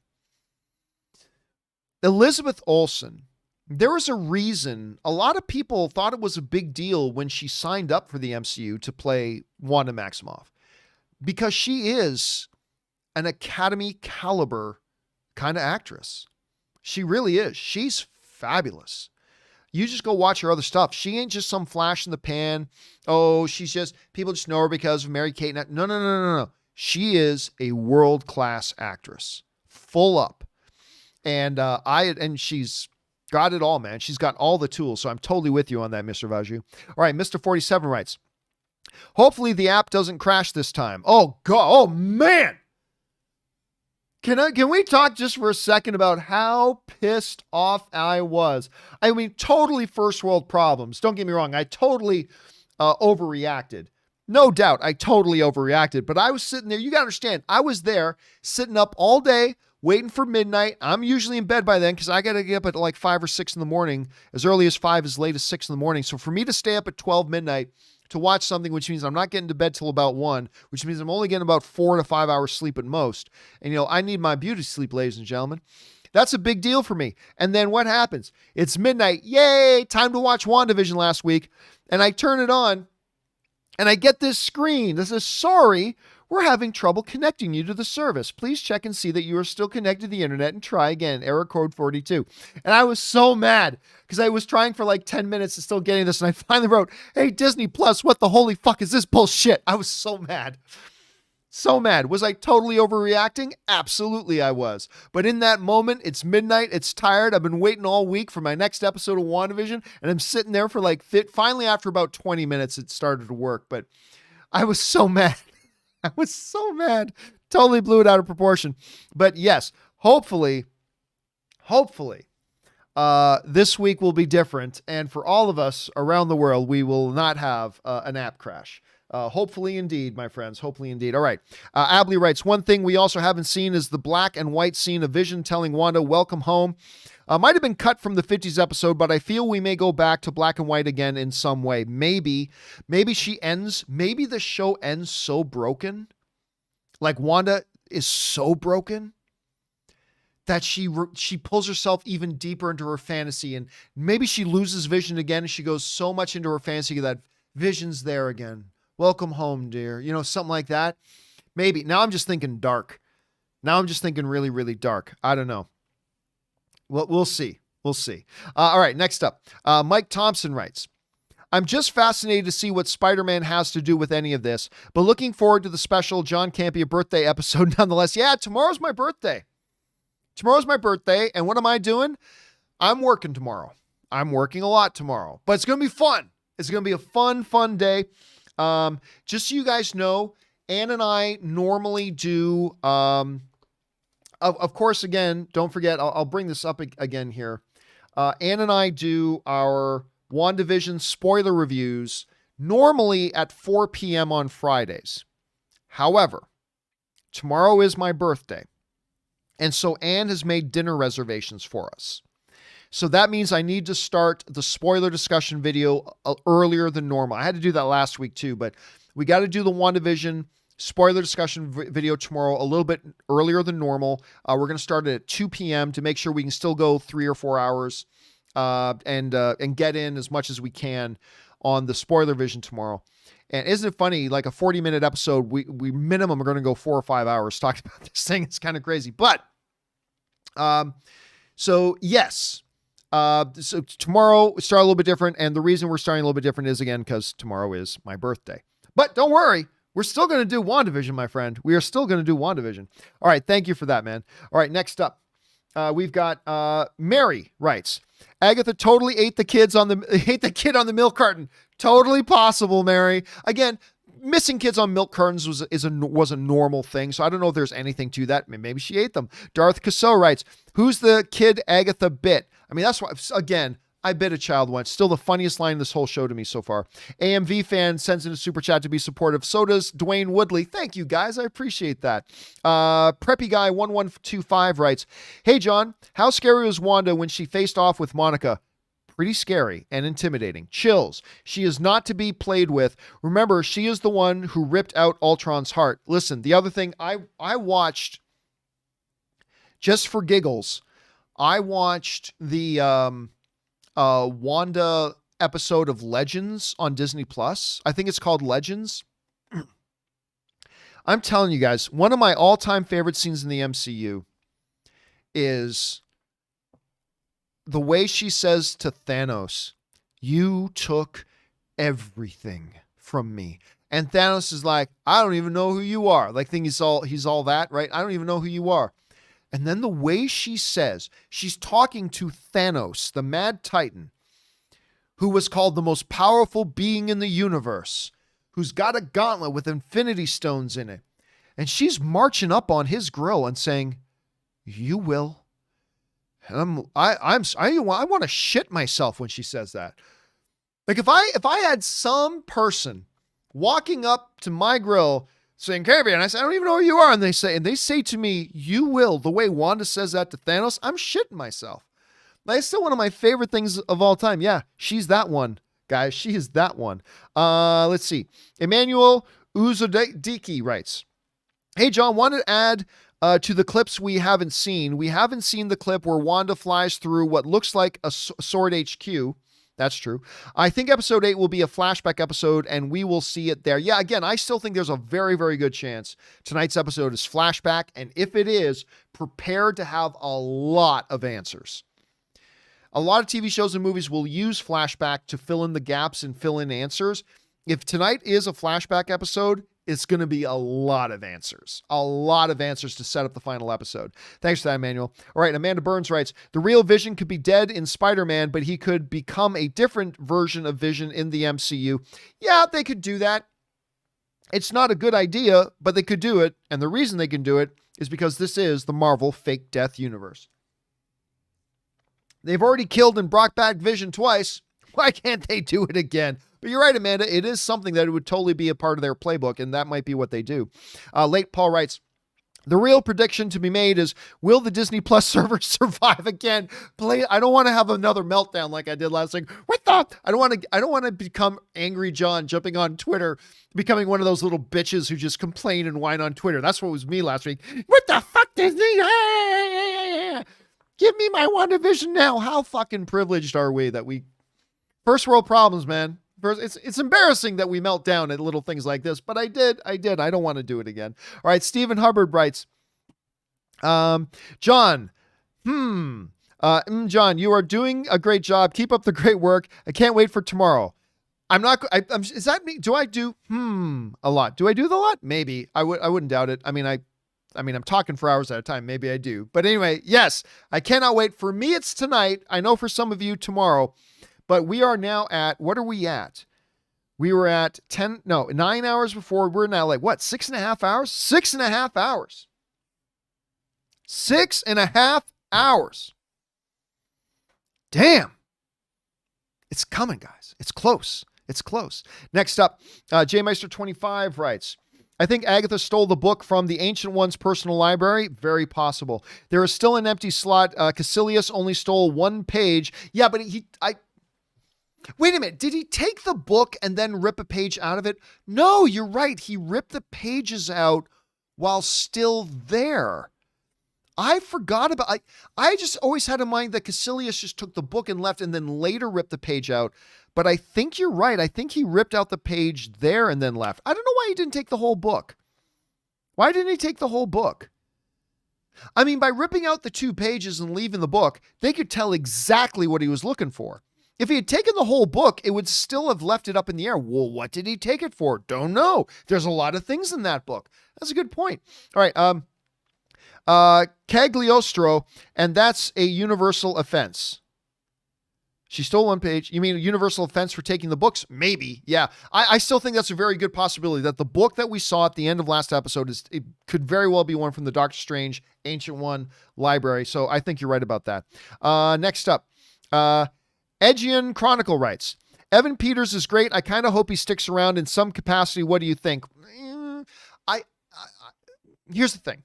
I really like Evan Peters too, but you don't change your story just to accommodate an actor. Actors are there to serve characters. Characters are there to serve the story. But if it ends up that they had a plan for a character to be in there and they just think Evan Peters would be a good one to fill it, I'm all for it. Cause I like you, man. I am like you. I think Evan Peters is great and it would be nice to see him around, but I don't want them to force him in just for the sake of having him there. I wouldn't want them to do that with any actor. But if you're going to have one there, I'm all for Evan Peters. The great Bondi writes, still deciding between stay working until 5 a.m. or sleep 4 hours and wake up. That's the big question, right? And wake up at 5 a.m. to watch the episode. Either way, we'll see you all there. Can't wait. Don't laugh. That's what Ann did that last week.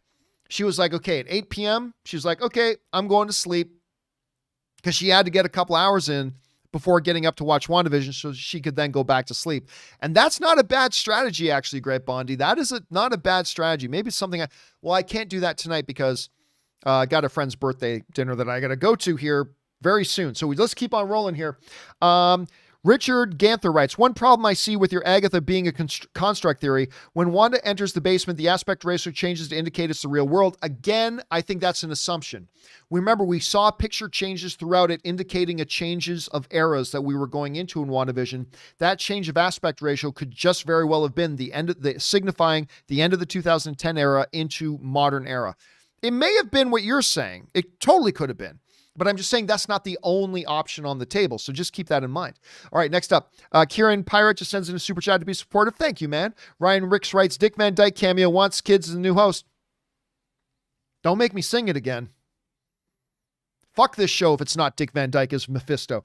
Jess writes, hey, John, love the show. Thank you so much, Jess. Over under 50% that Peter is Quicksilver from the Fox universe or a Fox universe adjacent universe. I'm going to go under 50%, but listen, I would have said under 10% before. Now I will say it's maybe a 25% chance. So I've come way up in thinking that it's possible. So I will go under 50%. but I think it's a better chance than I used to think. So I think we're going to get some answers tonight. All right, Ryan writes, and I think we're going to get an answer to the Quicksilver question tonight too. I don't know that. No insider information. I just think we will. Ryan writes, I get what you mean when you said you don't trust what people say, but I heard Nightmare was the villain from someone who worked on the show. It's not Hamill, though. I mean, I don't know. Everybody knows 1,000 people and everybody says 1,000 things. 999 times out of 1,000 is not true. But listen, everybody knows that Nightmare is one of the possibilities, right? I mean, we know. I mean, I've been talking about that. I think that Yo Magic commercial really did a number on me. And I never thought it was Nightmare, but after that, it's possible. So we'll see. But listen, Ryan, seriously, everybody has somebody telling them something. Everybody does. So I wouldn't buy too much into it. I mean, maybe it works out, maybe it doesn't. I wouldn't pay too much attention to it. Marked for Death or 07 writes, John, why is it that nobody seems to think Dormammu might be behind the wheel? Listen, we've talked about Dormammu a lot. Again, I see it would be the problem with Dormammu to me, and a lot of people have brought up Dormammu. It's not nobody. I've had it brought up to me many times. The problem with Dormammu is that it would feel completely random. And this doesn't seem to be the way he operates. Like when you look at the way what his MO is in Doctor Strange, is totally different from what we're doing here. So like to me, look, is Dormammu a possibility? Yes, but it seems completely inconsistent. And if it was him, it would be like, well, that came out of nowhere. Like Agatha, if you understand the comics, there's connection there. Dormammu, I just don't. Let's put it this way. It is certainly not impossible, but I'll be surprised. But hey, I've been surprised before in this show, Marked. I've been surprised before. Reginald Nakier writes, if color of magic means anything, Agatha is purple, and people who pulled from the dark dimension in Doctor Strange won their eyes' magic was purple. I hadn't thought about that. I mean, obviously we notice, Wanda goes red. Agatha's stuff is purple. Yeah, we noticed that. But yeah, that connection to the Doctor Strange one, I don't even remember that. But if you're accurate about that, Reginald, that could have deeper meaning. That's a good observation. I mean, if you're right, and I'm not sure if you're right or not, but if you're right, that may not be a bad observation, like at all. So, yeah. Yeah, you might be onto something. Let's see. All right, Eli just sends in a $10 super chat to be supportive. Thank you, Eli. I appreciate that, man. RG2088 writes, sends in a $20 super chat and writes, hey, John, given that the person Monica met with was female, and it was pointed out that it would be based on subtitles in other languages, and last episode and the description of Evan Peters in episode 5, I think he is X-Men Quicksilver. I don't understand your logic there. Given that person Monica met was female, and it was pointed out that it would be based on subtitles in other languages, subtitles is irrelevant. In one language it did that. She specifically referred to the engineer as a guy. In another one, like explicitly called it as a guy. The last episode and the description of Evan Peters in episode 5, I think he is the X-Men Quicksilver. I don't think so. People are pointing out that in the subtitle on that saying, there it is, it's confirmation. Do you really think Kevin Feige was going to let that be revealed in a subtitle? I don't buy that. I think that, remember, the subtitles are supposed to be descriptive. And that was supposed to be the effects. Like, oh my God, it's the guy who played Pietro in the X-Men. I really do think it was just descriptive. Like, listen, even if it turns out that Evan Peters is indeed playing the Pietro from the Fox X-Men universe, even if that's the way it works out, I still don't believe for a second that that was the purpose of the subtitles. There is no way in holy hell that Kevin Feige would let that be revealed in a subtitle. I really do think it was just being descriptive because that's what they're there for. Again, I don't think that negates the possibility that it could be Evan Peters' that Evan Peters could be the Fox X-Men Quicksilver, but I don't think that is the thing that proves it. That's all I'm saying. But let's see. I think we're going to get a lot of answers tonight, RG. I think we're going to get a lot of answers tonight. We'll see. All right, Eli writes, if Al Pacino is in this and is revealed to be Mephisto, I want him to find one and say, I'm the hand up Mona Lisa's skirt. I'm a surprise, Wanda. They don't see me coming. That's what you're missing. And of course, a lot of reference to some Al Pacino stuff there. I don't think they'll have him do that. I don't think they'll have him do that. Now, I'll tell you what, though.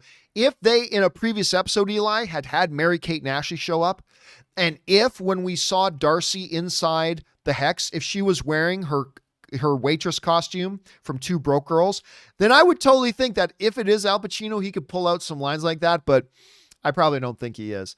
But it'll be pretty exciting if it is Al Pacino. All right.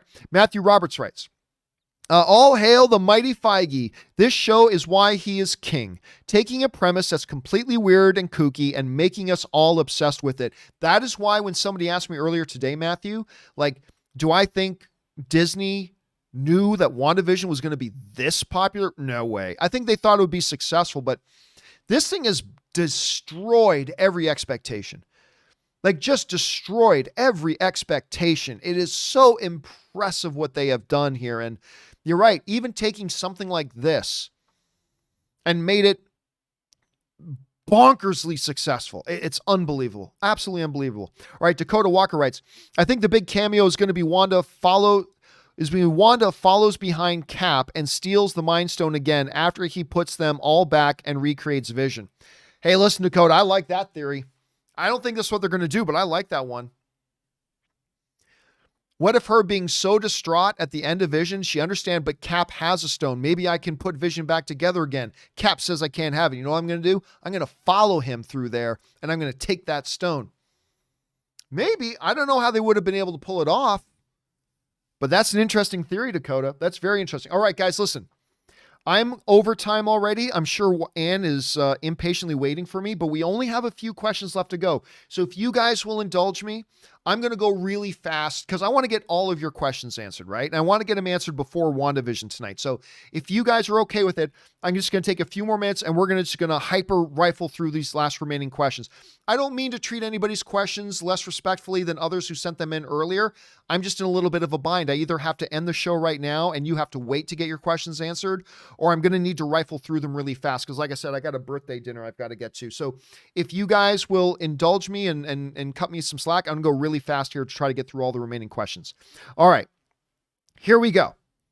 Stephen Hubbard. Hey, John, big fan, and you're doing a great job. Thank you. Maybe I missed you discussing this. What is the significance of the stork in the second episode? I still don't think anything. I think ultimately there was no significance. I think it was just a physical manifestation of the idea that babies were coming. I really think at the end of the day, that's all they were. If there are anything more, we'll find out tonight. Colin Flynn writes, John or Rob, whoever reads, keep up the great work. Thank you so much. Loving WandaVision. Health to you all from Ireland. Looking forward to Barry Keoghan in Eternals. Dude, we were talking about Eternals earlier, right? There are some things being said about Eternals. Some people in Marvel are whispering that this might be the best Marvel movie they've ever made. Whether that's true or not, we will find out. Thanks for that, Colin. Next up, Ban Shaw writes, I think Evan Peters was cast as a new character and played Quicksilver to troll fans. I think you're 100% right. I mean, I'm not totally sure about that, but I think you're right. It would be the ultimate genius move because it would be like the ultimate misdirect that they could have possibly done. All right. Z Ben Ali writes, I think Major Goodyear is Talos' daughter grown up. I've said that theory myself before. They didn't really play it that way, but I wouldn't be surprised if they reveal that that's the case because they obviously have a connection. Dark Matter writes, hey, John, I've been watching you since I was about 13 and I'm turning 22. Man, we've been doing this for a while. On Saturday, that's insane to me. Thanks for all your hard work. And it's game day. And listen, Saturday's your birthday. Happy birthday to you, Dark Matter. I hope you have a fabulous day and a year filled with triumph and victory ahead of you, my friend. Have a good one, and thanks for being along with us for the ride, man. The Sir Spence writes, I don't hear people talking about the X-Men Quicksilver being Peter Maximoff, not Pietro. I think more evidence that he is somebody else. Well, remember, I'm not sure if this is the case, but in the X-Men universe, his name very well could be Pietro. He just calls himself Peter. I mean, they've done that in the comics, right? So while I am Sir Spence on the boat that this isn't actually that Peter, I don't know that that proves that it's not Peter. You know, I don't think he's Peter from the X-Men universe, but I don't think that proves it because it could be that his real name in the X-Men universe is Pietro and they just call him Peter. So that wouldn't be a stretch, but we'll find out. Mihir Hawk writes, an interesting idea. If Wanda is a Nexus being, which they may be hinting at, She and Deadpool could provide commentary for scenes from MCU like John and Rob. Royalty checks to me, please. I mean, hey, they got to bring in Deadpool one way or the other, right? I mean, it could be me here. Well, it could be. All right. Connor Romero sends in a super chat. So does Daniel Davidson, McKeer, Wiz, Wyatt, Chris Hunt, Bell Leaf 787. And guys, thank you to all of you guys for sending those in, guys. Thank you very much just for sending in the support. And that we got through them all. We got through all the questions, guys. Holy crap. And it's only been over 2.5 hours. But that will wrap up our pregame show, guys. It is now, what is it? 6.5 hours. A little under 6.5 hours until the new episode of WandaVision. Guys, it has been so fun being here with you as we've been speculating, talking, theorizing, all this kind of stuff. A lot of fun. I think a lot of answers are coming tonight. A lot of answers are coming tonight. And I think we're going to find out a lot of our theories are right. We're going to find out a lot of our theories were totally wrong. We're going to find all this stuff, and it's going to set us up for a fabulous season finale, probably series finale. And then, of course, Ann and I will be back. It might just be me again because it's right in the middle of the day because I have to start early and Ann is still working. But either way, we're going to have a WandaVision spoiler review tomorrow. Remember, special starting time tomorrow because it's my birthday, 2 p.m. That'll be 2 p.m. Pacific Standard Time tomorrow. You guys can go online and figure out what that means for the time zone where you're at. But 2 p.m. tomorrow is when we're going to start. And I am sure we're going to have a lot of stuff to talk about. Guys, I got to get running here. Ann is probably really pissed off at me right now for keeping her waiting. Okay, guys, thank you for being here and spending some time hanging out. Thank you to all of you who sent in your thoughts, observations, comments, and questions about WandaVision tonight. Number one, because you gave us great fun things to talk about. But number two, you supported this channel while you did it. And all of us involved here with the channel, thank you guys very much for that support. That'll do it for me for now, guys. I'll see you again tomorrow. Remember, do the 4 main things. Stay smart, stay safe, take care of yourselves, and please take care of the people around you. My name's John Campea, and until next time, my friends, no more mutants.